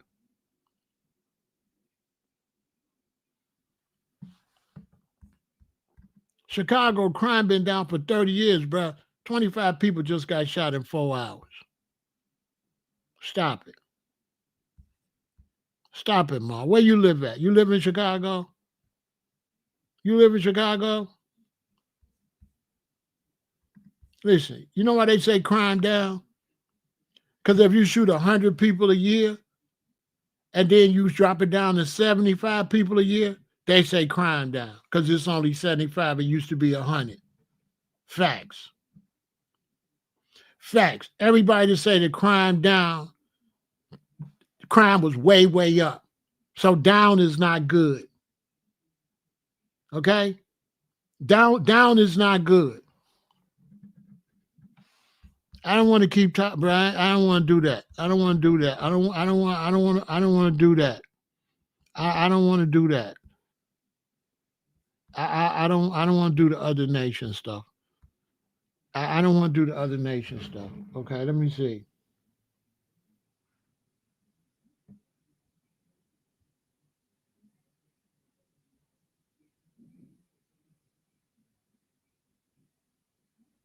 I don't know. Come back in 30 minutes. I don't want to hear that.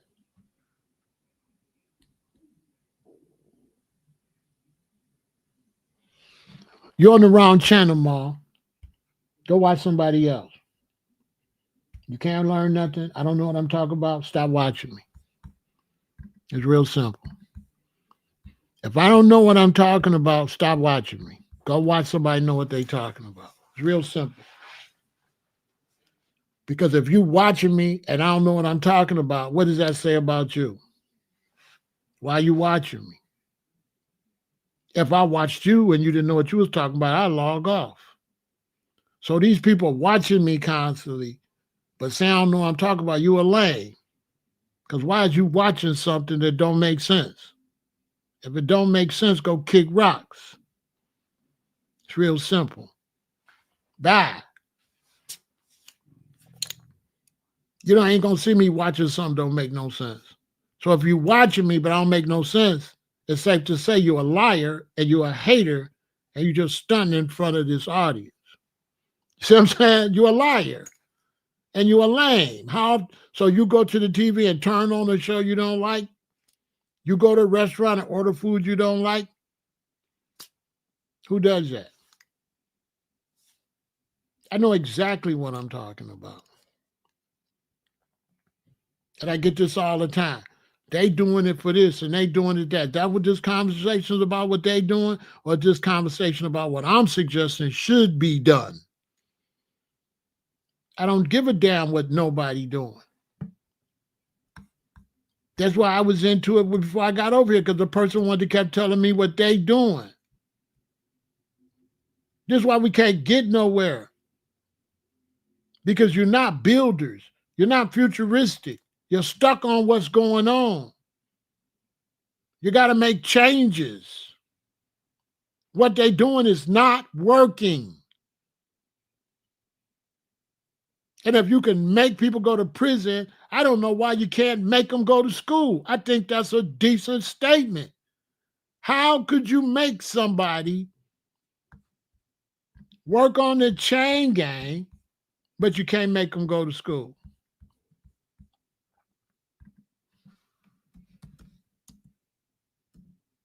And you're losing money because the crime is outweighing what you're making.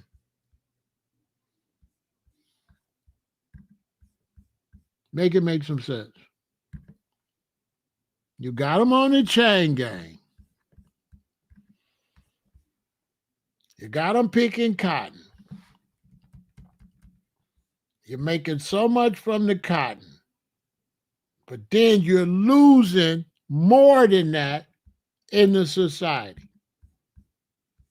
And ain't nobody doing the math to say, yeah, we getting free labor, but all the money we getting from free labor, we losing. We're losing money. This is common sense. You're losing money on the back end. You're getting free labor on the front end and then losing way more money than that on the back end because you're getting cotton, but then everybody to open up their store to sell clothes, the store's getting broke into. Smash and grabs everywhere. Cities empty everywhere. These cities ain't making no money. These cities losing money. You got these guys out here picking cotton for nothing. You're so greedy on this end, you're losing on that end. You're like a guy that wants to sell drugs. He goes out here, he sells drugs. He makes, when he get busted, he got $100,000 put up.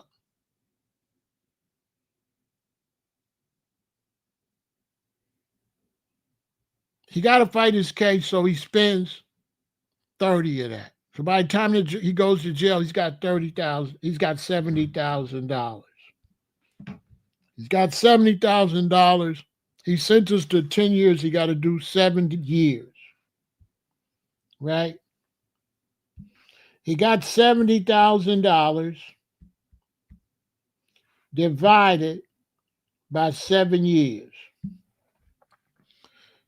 So he's making $10,000 a year. Because he got $70,000, but he's doing 7 years. $10,000 a year is not no money.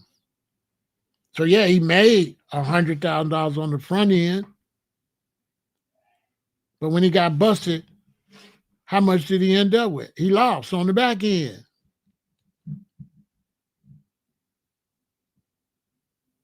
Watches sold to pay bail, to pay lawyers. Cars sold for his baby mama to survive, take care of the kids. Everything sold. Flat ass broke, doing 7 years. Get out with nothing. How you won?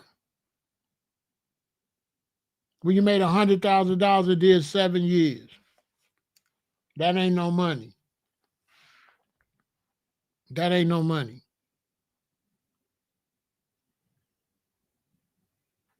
That ain't no money. If you get out and you got $2 million, yeah, 7 years, you get out $2 million, bingo. That's worth it.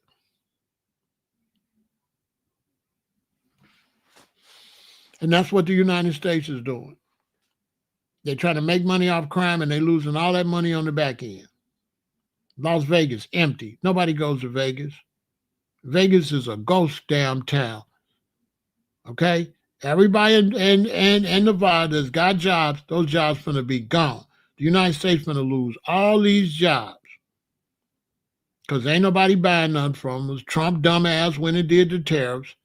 People buying they beef, and they beef from Australia. Everybody buying their soybeans and stuff from South and Central America. Nobody's buying bourbon and stuff from us. Canada don't want our liquor no more. Everybody found other businesses and doing business with each other, making each other rich.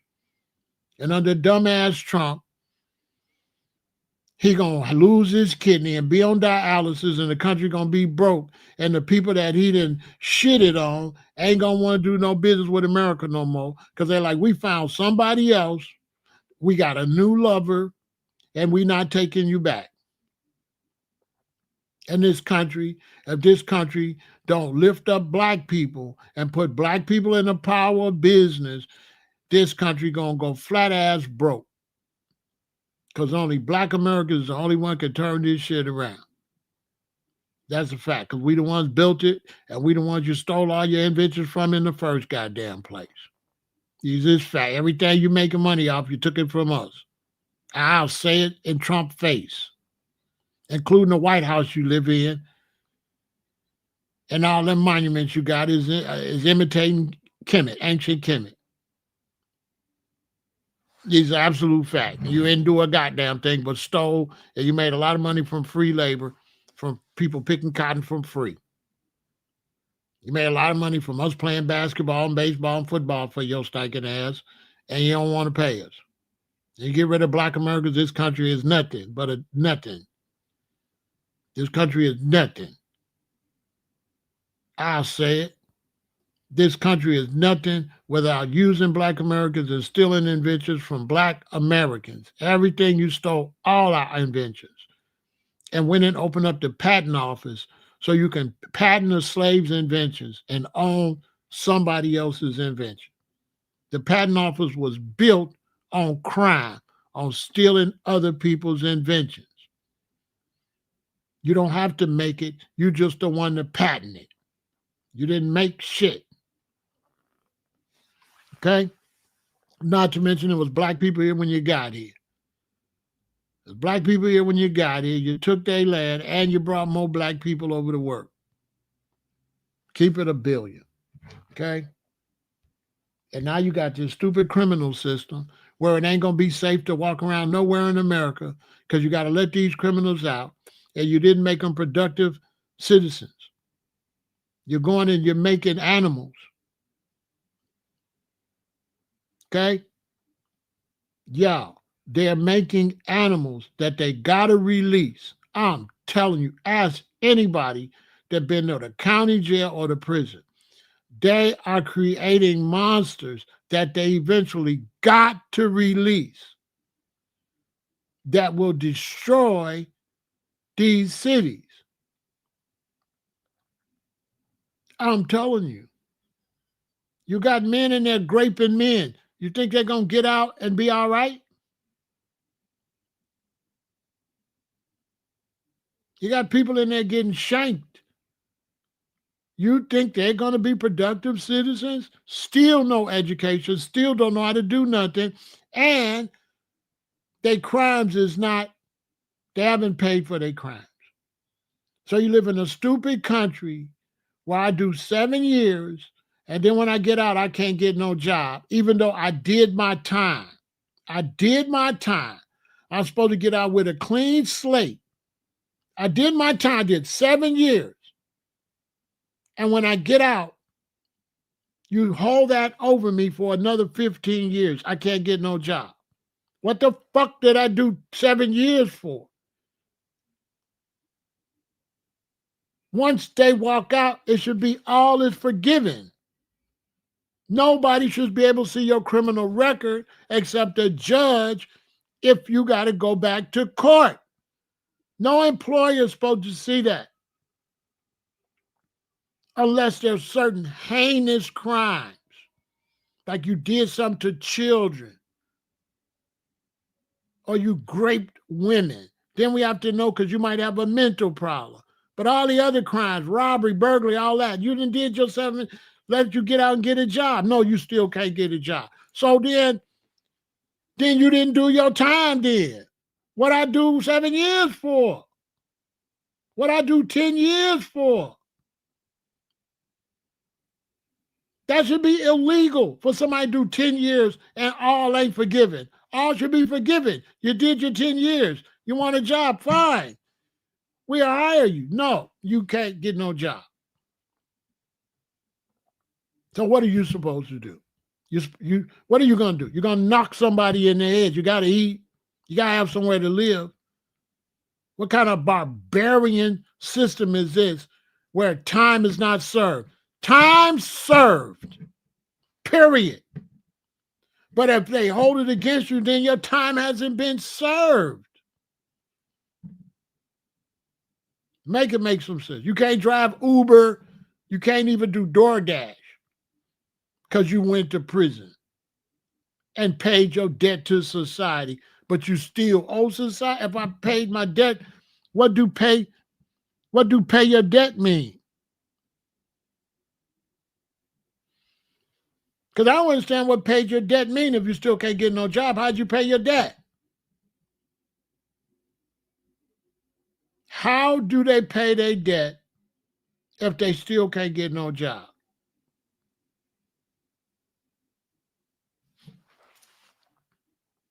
But the people that got job, you so evil, you so antichrist, you don't care. As long as you got a job.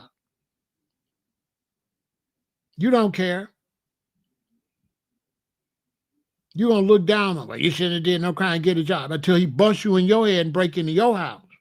Then you want to know, man, why people breaking my house? Because you said he can't get no job. You said I can't get no job.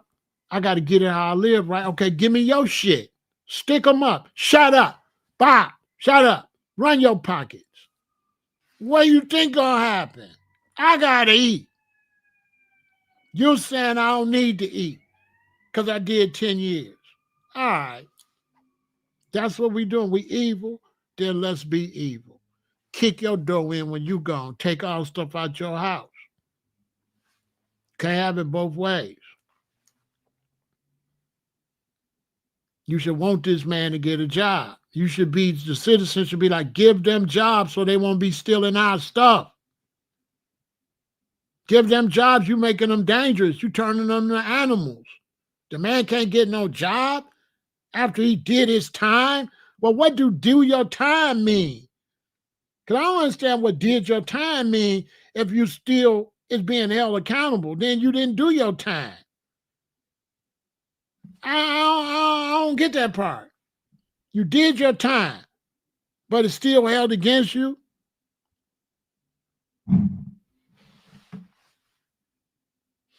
And not even, yeah. Like, I don't get it. They making money off the industrial prison complex, but they losing money, Trevor, on the back end. They losing money. That's what's wrong with these countries. They count the money over here, and then they don't count the money over there. They just count this money over here. They just count how much money they made. They don't count how much money they losing. That's why all the companies is going broke right now. The country's shutting down, going broke. Because they only counted the money coming in. They never counted the money going out. Yeah, you got an industrial prison complex. They making all this stuff. You send it to the stores. So everybody's smashing, grabbing the stores. Now the stores closing. So how is that working? How is that working that you got prisoners making stuff for stores, but the stores is getting broken in and stores are going broke?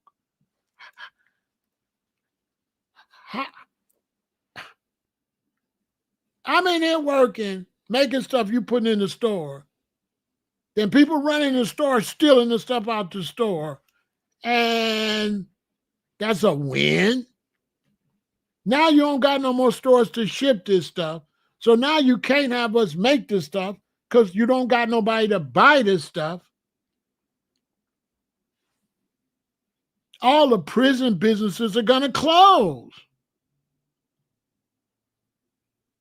All of the prison work is going to close because you're not going to have any customers to buy it because the people are going to steal everything. I'm confused.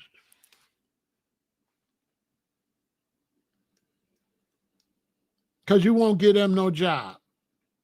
And they're going to tear up everything that they making the stuff for is going to get tore up. I don't understand that. None. I don't understand it. That's why we say the greedy become the needy. Because greedy people be dumb. Greedy corporations are stupid. Because you can't think straight when you're greedy. You're only thinking, you only think of what you get. You never think of your losses. You're like a guy that make a lot of money and put a bunch of chains on and go to the park and get robbed. Because he forgot we don't got no change. Take the fucking chains off and shut up. You only think about getting the chains. You ain't thinking about the chains getting taken from you. You know? You say it's not about money, it's about power. It's money, power, respect. Power is in the middle. No money, you ain't got no fucking, you know what I'm saying? You ain't got no power if you ain't got no money. Let me ask you something. These lights and electricities on live, right? That's power, right? Do I got any power, any electricity, or any lights on with no money? No. No money, no power. It doesn't say power, money, respect. It says money, power, respect. Money, power, respect. No money, no power, no power, no respect. Duh. What the hell? They want power. What power? They losing power because they stupid. So I'm saying the solution. Let's get some prison schools. Prison schools where we can rehabilitate people to come out to build up the society, really make productive citizens, really cut the crime, really give young men and women a sense of worth, a sense of value. Many of them, they was not forced to do good. When I was coming up, we was forced to do good. You couldn't come on with no F's and D's. Your mama gonna have a fit. You ain't getting shit for your birthday. You ain't getting shit for Christmas. I come up from the era where you was forced to do good. Then we start getting these new pussy parents. Parents little bitches. You your son friend and shit. You your daughter's friend. Your daughter and son could come on. They ain't gotta do no homework or nothing. They can flaunt whatever. You still buy your son sneakers. He dumb as a rock. Then the next generation come. Now they violent. Now they slapping their mama. Now the police come and taking them to jail out their mama house. Next thing you know, they on perks. They on drugs. The mama's a criminal. The daddy's a criminal. The mama's shoplifting and going to jail. It just deteriorates. Once you got away from that 1960 parenting, and you start doing that new bullshit parenting, it's been all downhill for whites, blacks, and Hispanics. Whites too. Whites have been all downhill since they didn't stick with parenting. This ain't about black and white.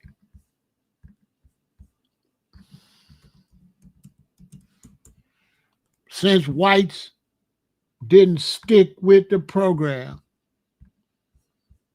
white America has gone to the dogs. They homeless everywhere. By the hundreds of thousands. White Americans is homeless all over this nation. That's an absolute fact. And on drugs. On drugs. White America. This is white America. This ain't no black or white. This the whole country. This the whole country. All that white supremacy stuff not real. White American is suffering. You come to Chicago, you're going to see white men out begging, talking about hungry as fuck with signs that say hungry as fuck, begging, starving, drug addicts, homeless, all across this country. White Americans, yes, are homeless and starving, mental issues and drug abuse. This is a fact. This is an absolute fact. This ain't no make-believe. These are the facts.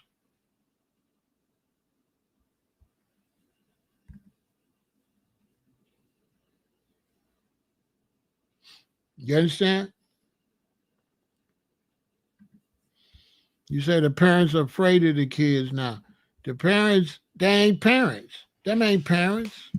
Them they kids' friends. Ain't no parent afraid.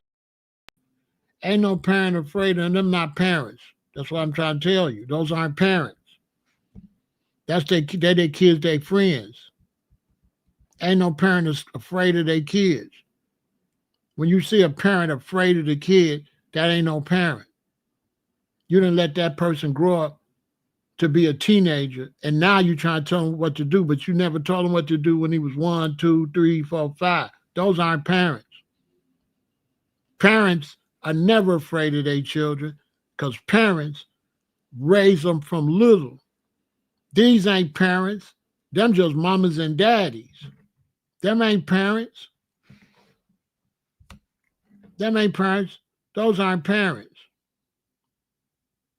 Those aren't parents. Parents don't play with you. Ain't no parent afraid that your mommy, anybody could be your mother or your father. Just because you're a mother or father don't mean you're a good parent. These are people that played with their children, that was friends with their children. This new generation are weirdos. You your kids' friends.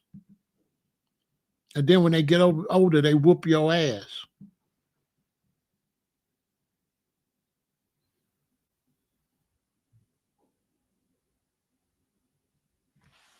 I don't know, Trevor, but it seems like you just want to debate. So come back tomorrow. I don't see where this conversation is benefiting you because you're over here trying to show how smart you is, and I don't care how smart you is. Come back tomorrow.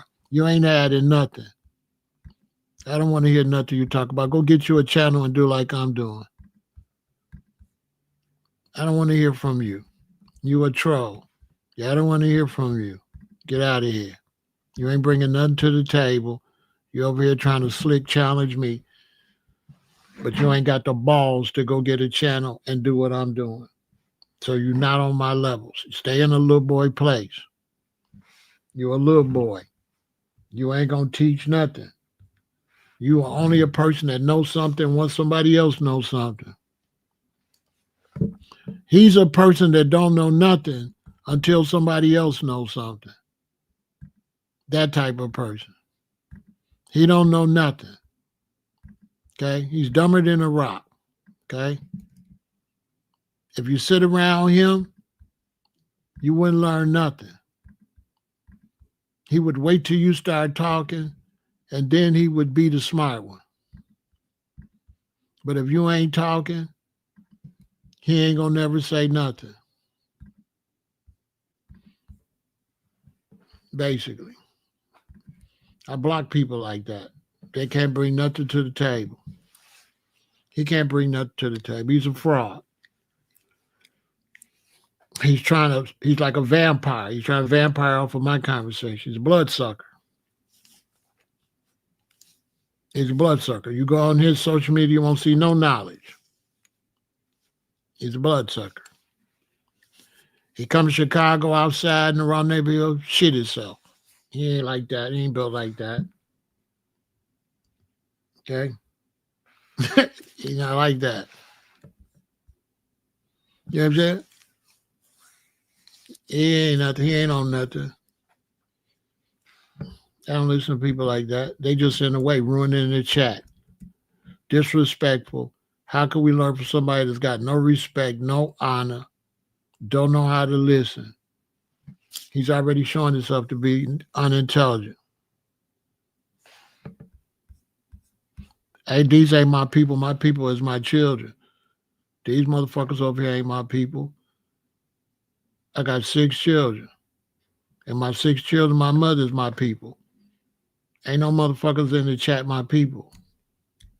So I don't understand what you're talking about. You not my people. You just Jay. You not my motherfucking people, nigga. I don't know you. A bunch of strangers in the chat is not my people.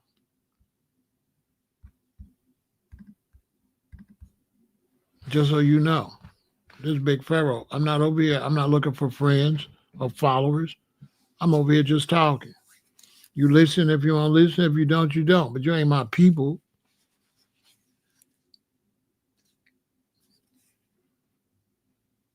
My people is my children and my grandchildren and their mamas and my sister and her family. That's my people. Ain't no motherfuckers on social media my people. What you talking about? Make it make some sense. I got a cash app so they would donate. That's why.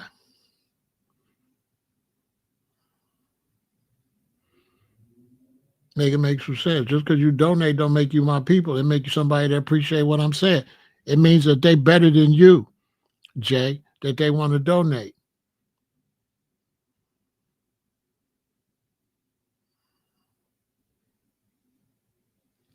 Jay, I could prove to you that you're not my people because I just banned you. That show you how much I care.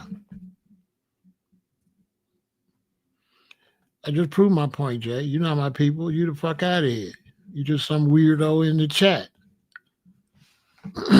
This is Big Pharaoh. This not the other. This not. This not that. This Pharaoh said that. I'm just over here to talk, and anybody watch it, watch it. I'm not here to kiss no asses or nothing. This not called kiss ass said that. This called Pharaoh said that. I'm over here to talk. People want to watch it, watch it. People that don't want to watch it, don't watch it. It's real simple.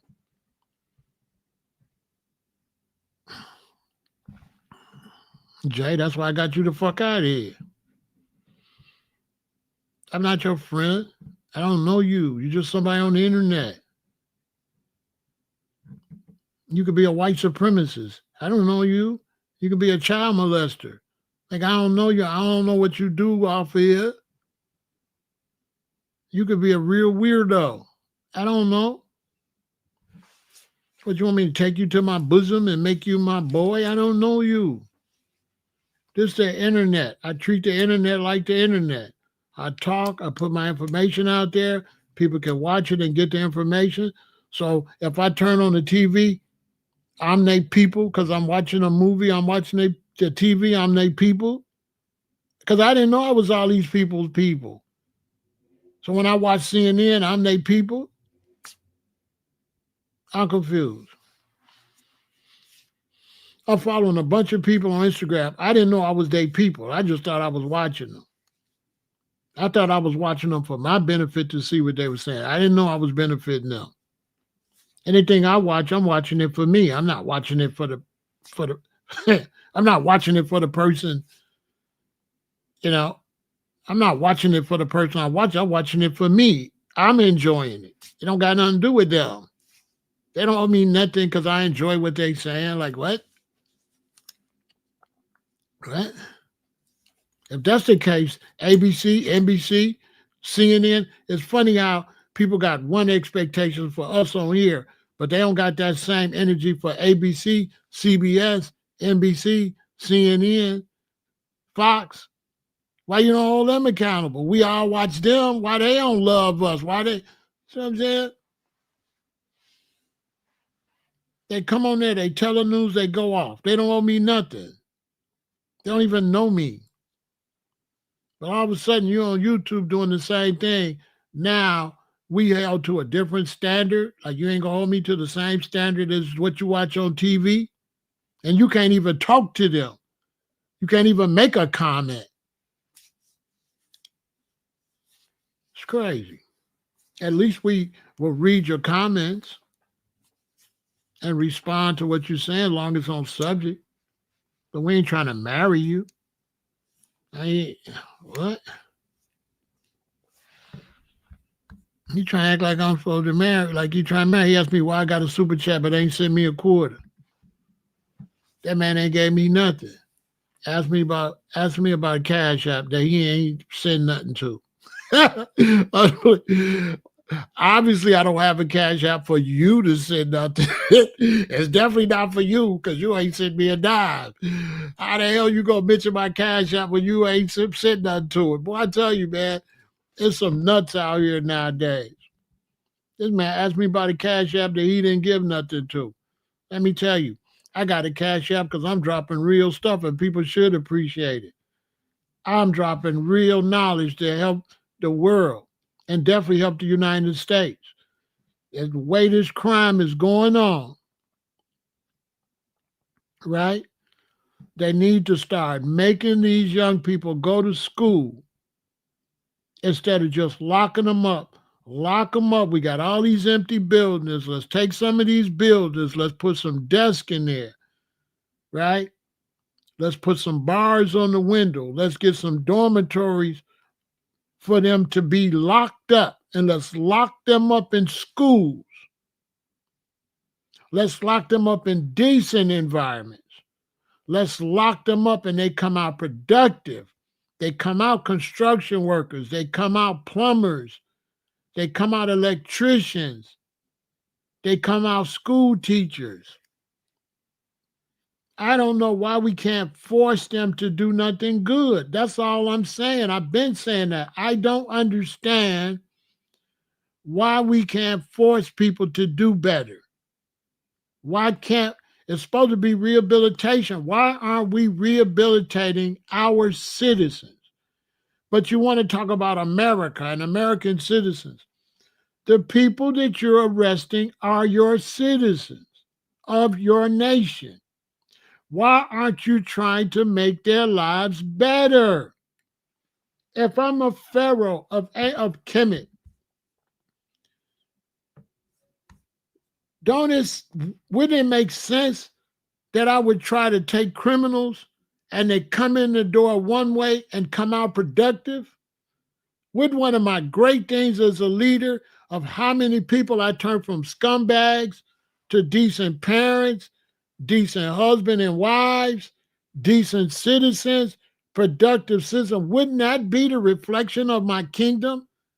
That I could take people that's not doing well and turn them into something beautiful.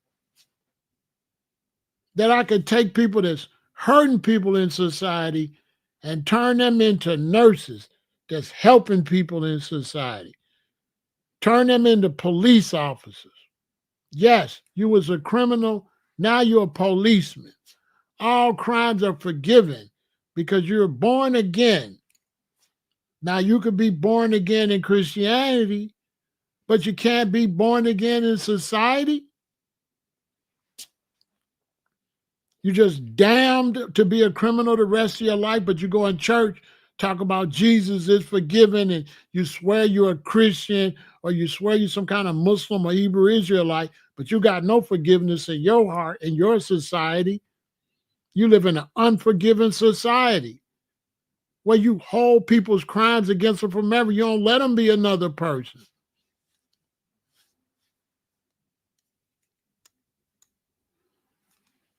Think about it. All these empty ass buildings, and we ain't got no kids in there teaching. We ain't got no young people in there locked up teaching them something so they can come out productive. It don't make no sense to me. It's like you destroying your own country. You're sending all these people to prison and they're just coming out worse. Any leader know this is going to go bad. We're just going to have more and more and more worse people till the worst people are going to outnumber the decent people. I don't know. Maybe it's just me. That just don't seem like it's healthy. Now, everybody got bars on their window. Everybody got Ring doorbell cameras. Everybody got alarm systems. Everybody got alarm systems on their car. Why? Because we are raising criminals. We're producing more scumbags. We are taking people that do crimes. We're throwing them in a horrible environment. Then they're coming out and we're not hiring them, so they got to do more crimes. And we're just building a criminal empire.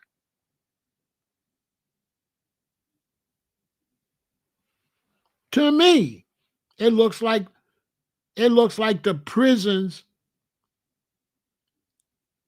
are universities for crime. To me, it looks like we're sending people to school to be criminals.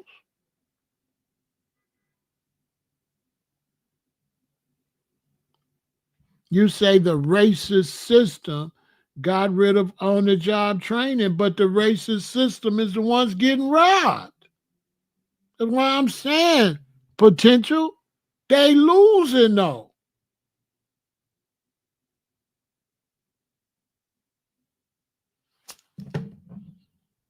Ain't nobody running up to your car trying to see if a white person or a black person. They carjacking. They don't give a damn who you is.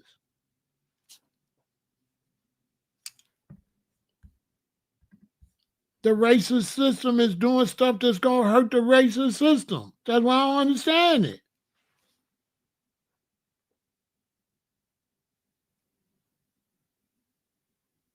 Ain't nobody breaking. If it's racist, why everybody ain't breaking in stores based on race? They smash and grab it and they don't give a damn who owned it. So it's like racism is stupid. Anyway, racism is the dumbest shit ever. Because a store is just a store and they going to smash and grab. And what they did, they snatched the white purses. They should snatch the black purses. Like, I'm confused. Like when they do a smash and grab, which race of stuff they should steal?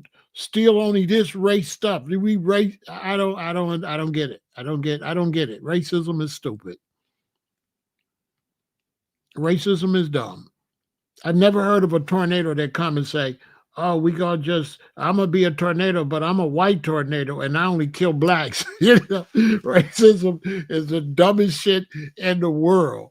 Racism is not real in the real world. Racism ain't real.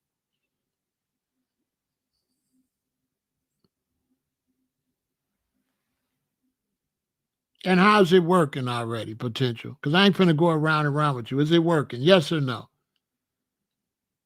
Is it working? Yes or no? Let's just get to the cut so I can move on. Is it working, bro? Because I don't know what this got to do with my conversation. Let's get to the meat. Is it working? Because if it ain't working, I don't know why you bringing it up. Is it working? Is racism working? Yes or no? Racism is working? Okay. Okay, you got to be intelligent over here. You're unintelligent, okay? You're on the wrong channel. You got to go to the dummy channel over there. Yeah, you got to go to the dummy channel. You're on the wrong channel. I can't help you, okay? You came to the ear doctor when something's wrong with your eyes. You're supposed to go to the eye doctor. You know what I'm saying? You came to the wrong doctor. I can't help you. I don't be talking to people I can't help. I only can talk to people that can learn and take stuff in. If you can't help and your mind is locked, you're on the wrong page. You got to go to the other page over there. Racism is dumb and it's not working. Racism is a failure. It's not working. It's not. White Americans that subscribe to racism are going to destroy the country. It's not going to work. You can't hate people, but want them to pick your fruit for cheap. Okay? You understand? You can't hate people, but let them pick your food. Would you eat food that people you hate picked? Would you hate people and let them cook and be in your country and be around you? Would you hate a bunch of people and go to sleep with them all around you? Would you do? Who would do that? Racism is stupid.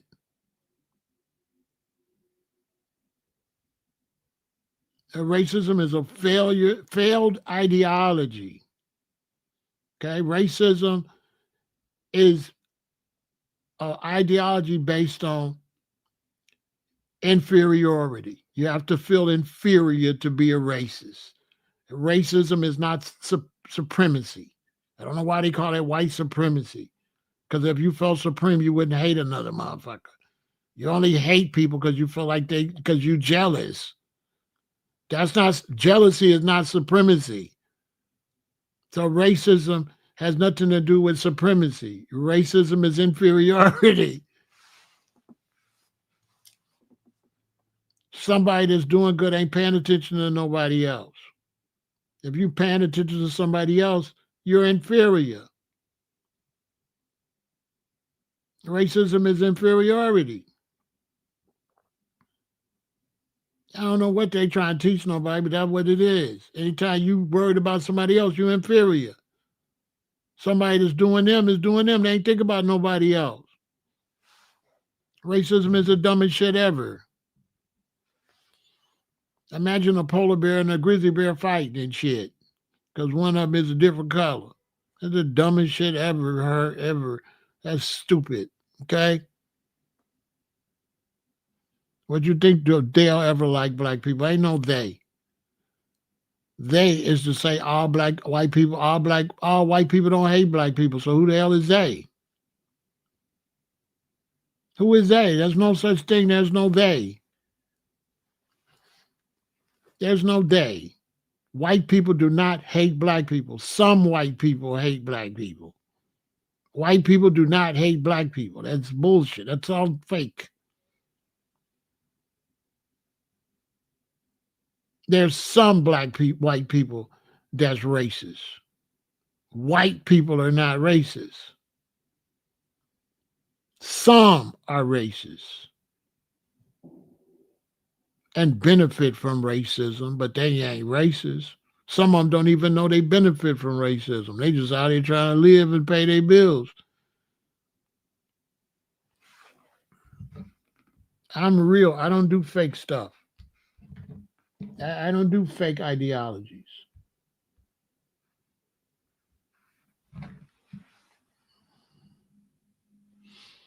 I don't do fake ideologies. I don't do white people are racist. I don't do that. That's fake.